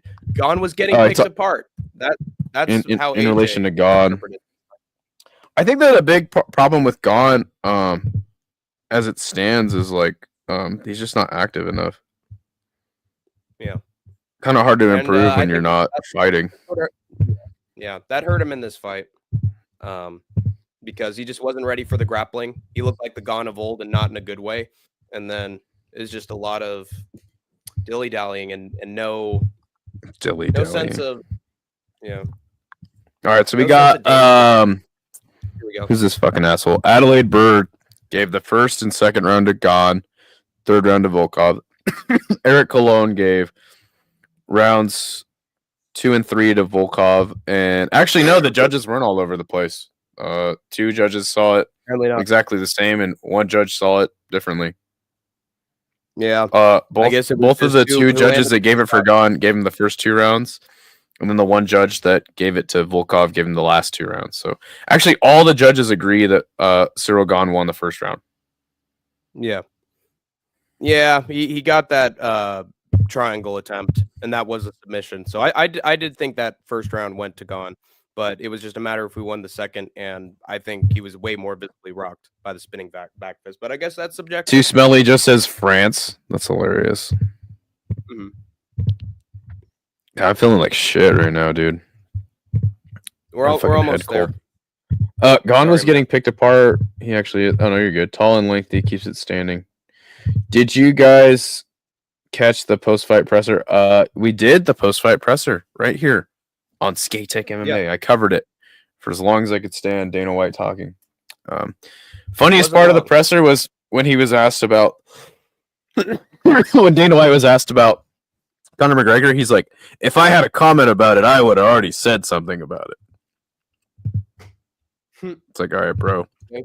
Anyway, the next fight, which is really the story of the entire card, I think when the card, when we talk, I don't know, if this card gets talked about again, we'll always remember that night. Garry gave Shavkat Rakhmonov a tough fight. He defeats Garry via unanimous decision, which I should have seen this coming. I did pick him by did pick Shavkat by finish. I didn't know in what way it would happen. Guy, fucking all his fights get finished. Oh, yeah, AJ has some very strong opinions. Don't get me started. We want you to get started, buddy. We want to hear your opinion. Don't get me started. Don't get me started. Hey, he is from Jersey. Shout out to Jersey. By the way, AJ, how far are you from Bayonne? I got some family there. I think I'm gonna visit. But yeah, anyway. First round just clinches. Second round, things started to pick up a little bit. Garry showed that, like, I think the biggest thing about this fight, some people were saying like Garry deserved to win. I don't think that's correct. I can't find 3 rounds for Garry. I can definitely see 2 rounds for him, especially the 5th when he got that choke in. The thing is, though, is like Garry was he's always very patient and he's very defensively responsible. I think that is definitely something that is like Shavkat's kryptonite, right? Because like when you just meet him in the middle and you go offense for offense, like Shavkat just wins. But I think if you're very patient and you're measured, Shavkat will have a difficult time with you. Not only that, like this fight really, what I was gonna say is like this looked like an Garry fight. This did not look like a Shavkat Rakhmonov fight. And if it's pride rules, Garry wins because he had the most significant moment of the fight, which is that choke in the 5th round, which is probably why some people were saying he should have won the fight. Facepalm there. What's going on? Tell me what you're thinking. No, just the idea that Garry won this fight by people who just. I know. Can you imagine if Ian? Can you imagine if Ian won the fight? We would not be here today. Yeah, we would burn the channel. Oh, you would, but I would keep it going. I would. I've made my. I think that really the thing that I learned is that Shavkat Rakhmonov makes some really stupid decisions in fights. Man, he is way too reckless at times, and I think another thing, just like you said about Brian Battle versus Randy Brown, like Randy Brown's so much bigger than him. Dude, Garry is a fucking massive welterweight. I think that needs to be said. Yep. After Saturday night, I was like, dude, Bilal's gonna body Shavkat. But then they kind of faced off, and think about it. Bilal even had shoes on, right? Dude, Shavkat looked way bigger than him. So I don't know, man. I think that it's a close fight, but. Dude, I might still pick Shavkat to win that fight. But either way, Shavkat just did not look good in this fight. Garry, and I'm glad you put this in the thumbnail because Garry's stock rose in a loss, and Shavkat's maybe it didn't go down because winning's always the most important thing. But yeah, it just like he's not the guy we thought he was, the invincible murderer boogeyman of the division.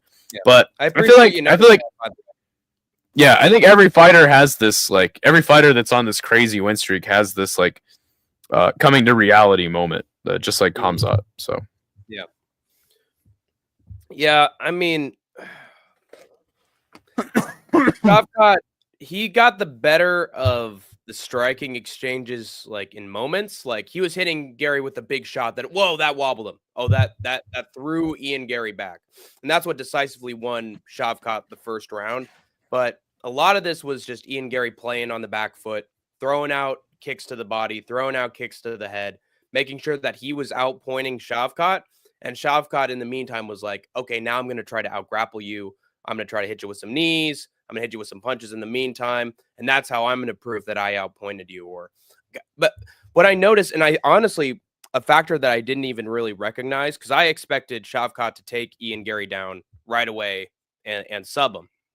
Because I thought, well, Gary's good at dishing out the takedowns, but he might not be so good at taking the takedowns himself. And nobody's been able to stuff what Shavkat's been throwing, other than maybe Joff Neal, who's just a mountain of a man. He's a crazy, strong, athletic build. Garry survives off of tofu and vegetables. And so I thought he's not strong enough to survive Shavkat's grappling. But then we learn a couple days before fight night, hey, it looks like Garry had a training camp with Oliveira the entire time, and Oliveira will actually be his coach for this fight tonight. And dude, what really impressed me and made me think, this fight might take a turn, is when Shavkat, like, he got him to the back, and then he just really like turned him around, and he put him on his tippy toes, Garry, and he was trying his damnedest to take him down, and he just could not do it in the first round. And I was like, that's what Garry has incredible balance.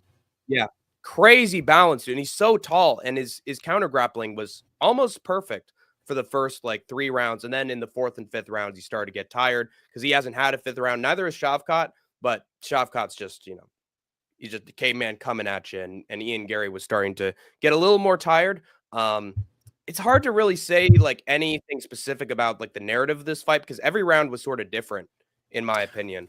I thought that this fight was weird because I could not figure out what either man's game plan was. Yeah. I noticed that in the 3rd round, Garry was like, okay, now I'm actually going to beat this guy in the striking. I'm going to test out my striking on Shavkat. Yep. And he was beating up Shavkat. He was outstriking him. Like he won that with the leg kicks. And somebody had mentioned at some point that they thought that maybe one of the leg kicks had actually injured Shavkat. Maybe. Also, I don't think Shavkat threw like any leg kicks, which is weird. Yeah, he's more of just a guy, I'm going to knock your head off or I'm going to submit you kind of guy. He's one or the other. And I noticed there were moments where like Garry got a leg kick and he threw Shavkat around with it, or he's like tripping over himself when he got hit with the leg kick. So yeah, I could easily see that leg kick from Garry hurting his leg. But, then Shavkat's just, nonstop pressure wrestling was what won him the fight here. 4th and 5th rounds, he gets Garry down. That sort of seals the deal. I had Shavkat up 3 rounds going into the 5th. So all he needed to do was survive the 5th and he would win the fight. And then wouldn't you fucking know, Garry gets the body triangle on him. Garry almost finishes him. And I'm like, this kid can just refuses to lose his fights. Like Money Moicano. Lucky enough for Shavkat. Shavkat's just a different beast. Yeah. And he just turned himself around. He cannot afford to lose, my brother. And he turned himself around. He got on top despite the body triangle still being in on Shavkat. So this was like just a clash of fucking forces here. This was actually like a really even back and forth fight. And Garry's stock went up. And Shavkat now people are fading him against Bilal freaking Muhammad of all people. Yeah. So, yeah. Amazing. I don't think that the fight was very good. He took away his finish streak. It wasn't. Yeah. I don't think the fight was very good. And I think it's a close story. Yeah. Yeah, that's a good point. And I'm glad it was 5 rounds too. It's amazing that Garry snapped the finishing streak. Garry is the one to snap the finishing streak of Shavkat Rakhmonov. We are in but I just think that it's ridiculous that people like were fading Ian so hard, giving him absolutely no chance.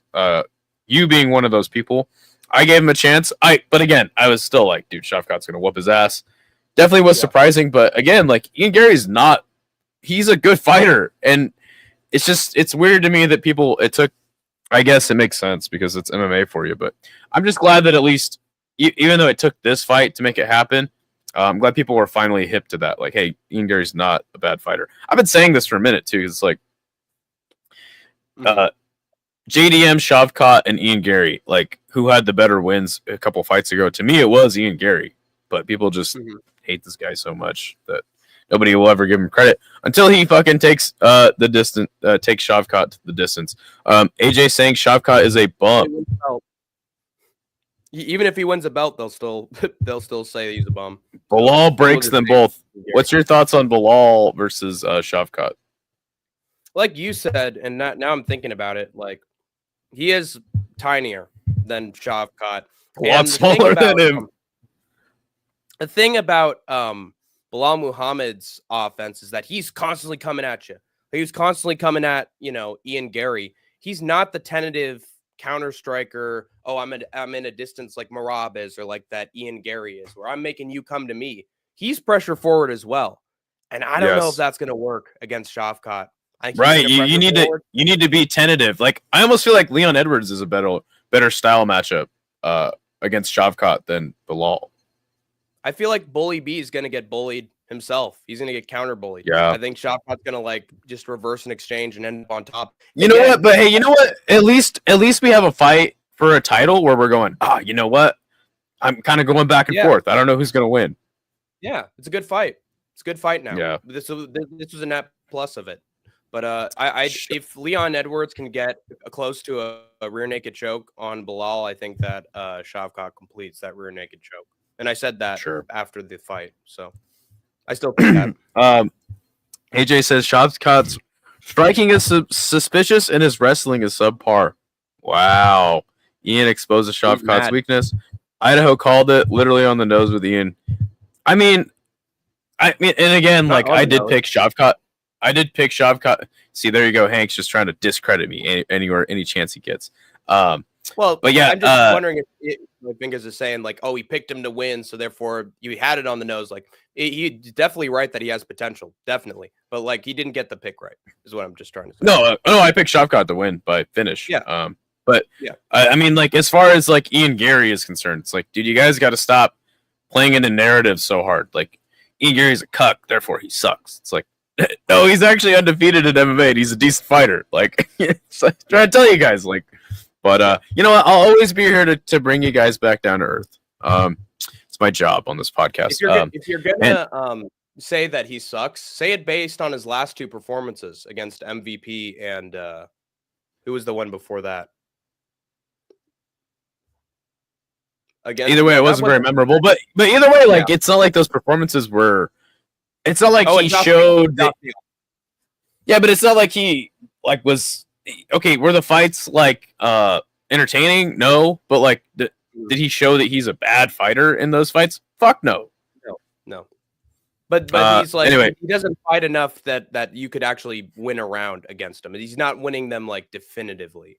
You know, like there's still sort of close fights that are competitive. You know, sure, but I think that's his style. Right? Like, look at Leon Edwards. And I think that this is like a thing in welterweight in general. Like, look at Leon Edwards. Like, that guy doesn't fucking beat the hell out of people. Like, he's very patient, very measured. But honestly, like, I think that's what you want to see from a prospect. This is why I have a hard time with Raul Rosas Jr., right? Like, the guy is insanely reckless. He's entertaining, but he goes in super hard. But it's like, for a kid that young, you want to see him be more measured and patient. That's more impressive to me than just being this fucking bulldozer. Like, again, if you're knocking everybody out and finishing everybody, who have you really fought? I'm not saying that for Shavkat, but I'm saying that in general. Like, it means you've been untested.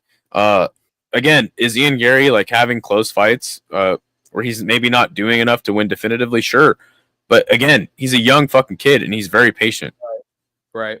Like, Shavkat Raghmanov's, he's 30 now. How much better can he really get from here in the next 2 years. Certainly, there's going to be some improvements to make, but yeah, exactly. Like Ian Garry's still getting better. He's still really young. Do you think he evolves to a state where he wins fights more definitively, or do you think this really is Ian Garry's style, even if he's in his prime? I'm not sure. It's really hard to say. Yeah. He's an interesting fighter. He's kind of past that point where he can develop as well. Like, especially with this fight, with his stock going up, I think that he's past that point where he can develop a lot. I guess I shouldn't say develop, but like have a chance to develop against lesser fighters. I think that he's now like he's in the deep end of the pool, which is good, and probably where Sean O'Malley should have been a long time ago. But anyway, should have been a spiritual W for Ian Garry. Who do you have him fighting after this? Since he did lose, I just closed out the rankings. Shit, let me pull him back up. Do you have a fight in mind for him? I mean, some people are mentioning why not put him in that protest together. Hmm.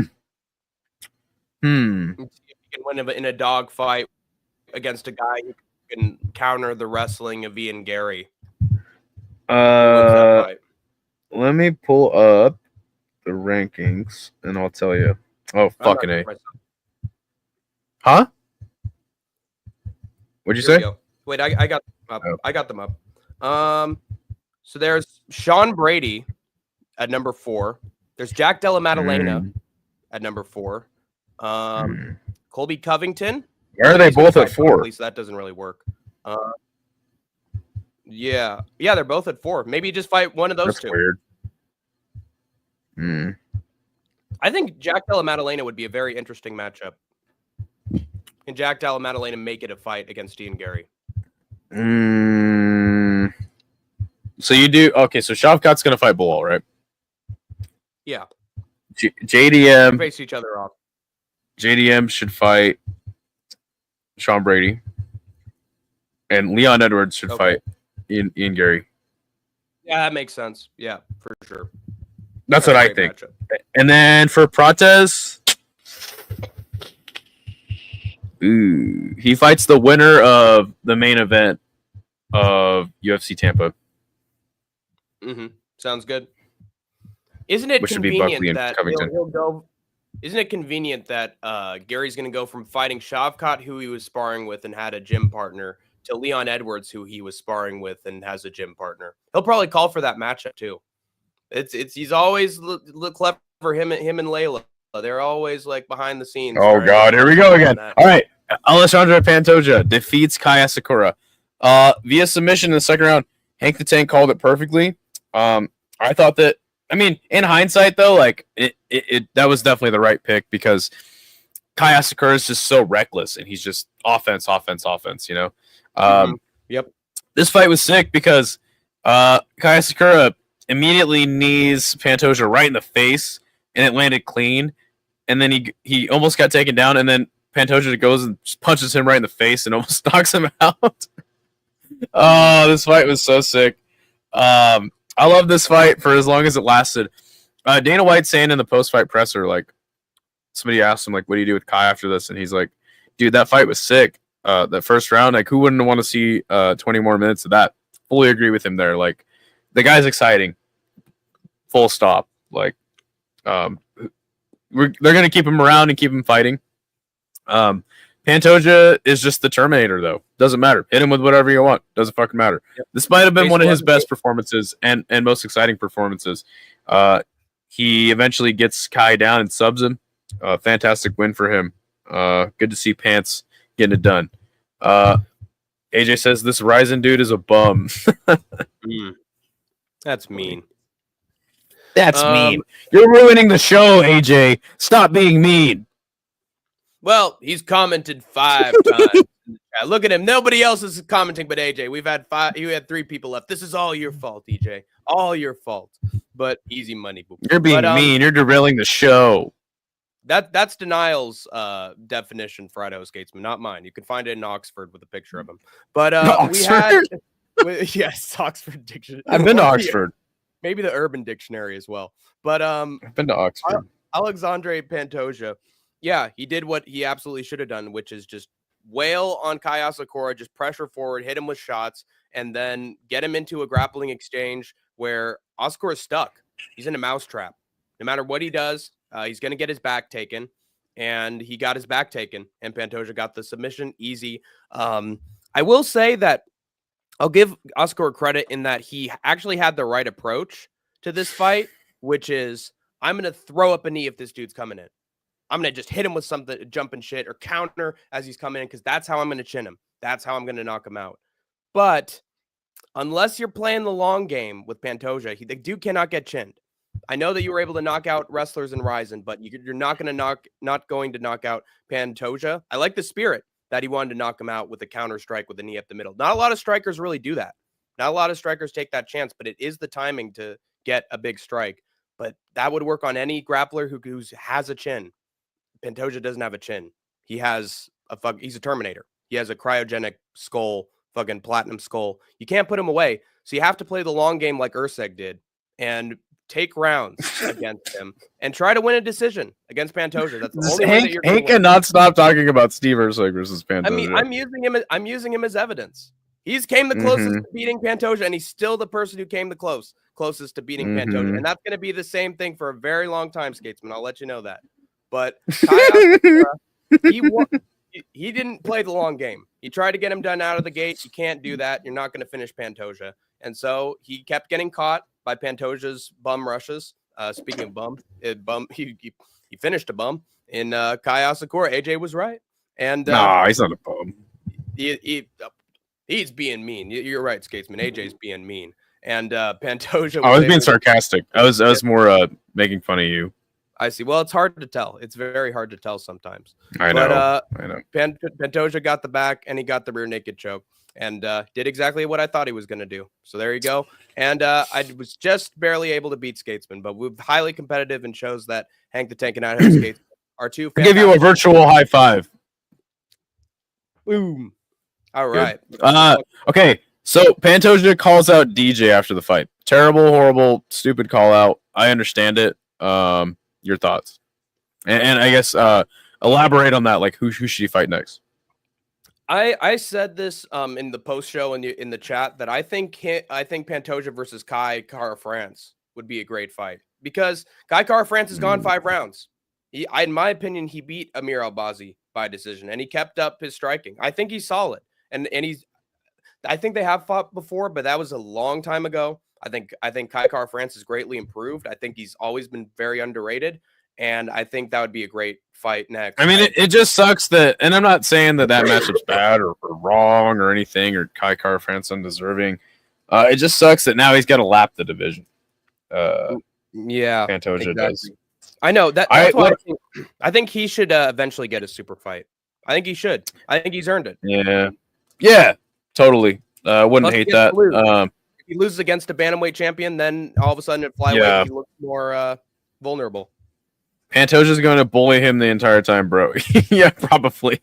We'll see. But it sucks because we're like, Kai Kara France has got power, but that's like pretty much it.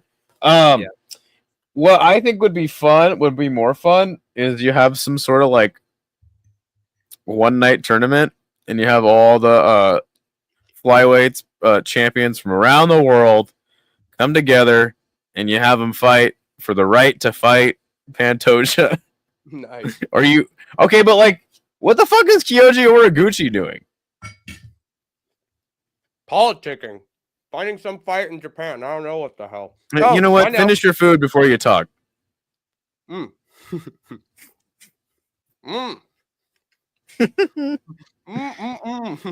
was a big mouthful. I'll be honest. Fuck. Dude, he just beat Sergio Pettis via decision in June. Like, what are we doing? I think he's probably gonna find some stupid exhibition boxing match to do in Japan. Bro, why don't we just brought in Kai? Why can't we just bring in fucking Kyoji? Like, what are we doing? Have him fight Kyoji. UFC fight analysts are putting him on their lists during weigh-in shows. Like, they know who Horiguchi is, clearly. Oh my god. Yeah, he needs to fight Kyoji. That's pretty much my as far as Kai that goes though. Rematch with fucking Manel Kopp. They're 1-1. That's the only fight to make for Kai, in my opinion. There you go. Sounds fun. It is but nobody's fun. Beating Pantoja. Nobody's beating him. I don't think so. You could do it, Hank. That's right. Especially, here's what I got to do. I got to fly to Australia. I got to go into Dundee. Go train with Steve Erceg. I got to go up the elevator, and I got to work as a temp for Steve Carell, Michael Scott, Steve Erceg, and I will be a champion. Maybe not today, and maybe not tomorrow, but hey, I promise you, man, I will be a world champion. Viva well, I am really glad we did this show earlier because we went almost 3 hours. Yeah. It's got to be a record. Wow. I have nothing else to say. Yeah. I think Tuesday we're going to... Wait, is that tomorrow? No, Tuesday is the day after tomorrow. Oh, I know, but the tier list. I'm not working tomorrow, so tomorrow might be better. But yeah, stay tuned. We're going to do a tier list together. It's going to be the best fast food spots ranked. Tell them what else you got coming up for the week. I've also got Hank's Think Tank for the craziest and cringiest in MMA news. And also, I am almost done. I'm getting close to finishing the LFA video. So somewhere around this week, next week, Hank the Tank will upload a video. Finally! It's been too long since Hank the Tank uploaded a video. And then after that, it's going to be hit pieces, you guys. Hank the Tank hit pieces. On whatever I deem unfit in MMA, I will go after the crew. Idaho Skatesman's comments. Comments? Yes. Let's hear Idaho Skatesman's comments. Oh, no. That you said it'll be a hit list. You'll be going after anything that's... Oh, no. Trust me. They're far worse than you. There are certain politicians that are selling out to oil people. There are creeps on YouTube that are making absolutely atrocious content. And Hank the Tank's going after them all, let me tell you guys. So. Like Andrew making very barely understandable diss tracks. Yeah, but that'll be more of a critical complimentary video of, see, this is why director Miyazaki Andrew is such a genius. Look at what he does here with the camera when he's taking the selfie. And dude, let me tell you, Eminem gave an interview where he's like, dude, this kid's good. This Canadian's good, dude. I don't want to diss him. The guy's flow is spaghetti. Everybody has something to say about me. Why don't you count to 3 or something? Because you will not take down me. He just goes me in every single one of his songs. Yeah, I like the spaghetti line. Whatever you say I am. If I wasn't, then why would you say I am? I don't know. I guess that's the way that I am. Those are actual lyrics to it. Dude, that's a certified banger, dude. That is true, but he does tend to repeat quite a bit, especially during the chorus, which is interesting. Yeah. Which is why he had so much pop success as a rapper. There you go. I solved the Eminem puzzle right there. All right. All right. All right. Well, yeah, and then Thursday we'll be doing our regular show. So yeah. Is UFC Tampa next Saturday or this Saturday? Yeah. It said UFC Fight Night. And then we get a long break from the UFC. So yeah, rising, baby, rising. All right. Well, lead us out. You have escaped the war zone for now. Hey, I don't care what these guys say, man. I don't care how much trouble they're causing. Nate the Train, Idaho Skatesman, and Isha, they're still my boys. They're still my boys. Damn it. Hear me?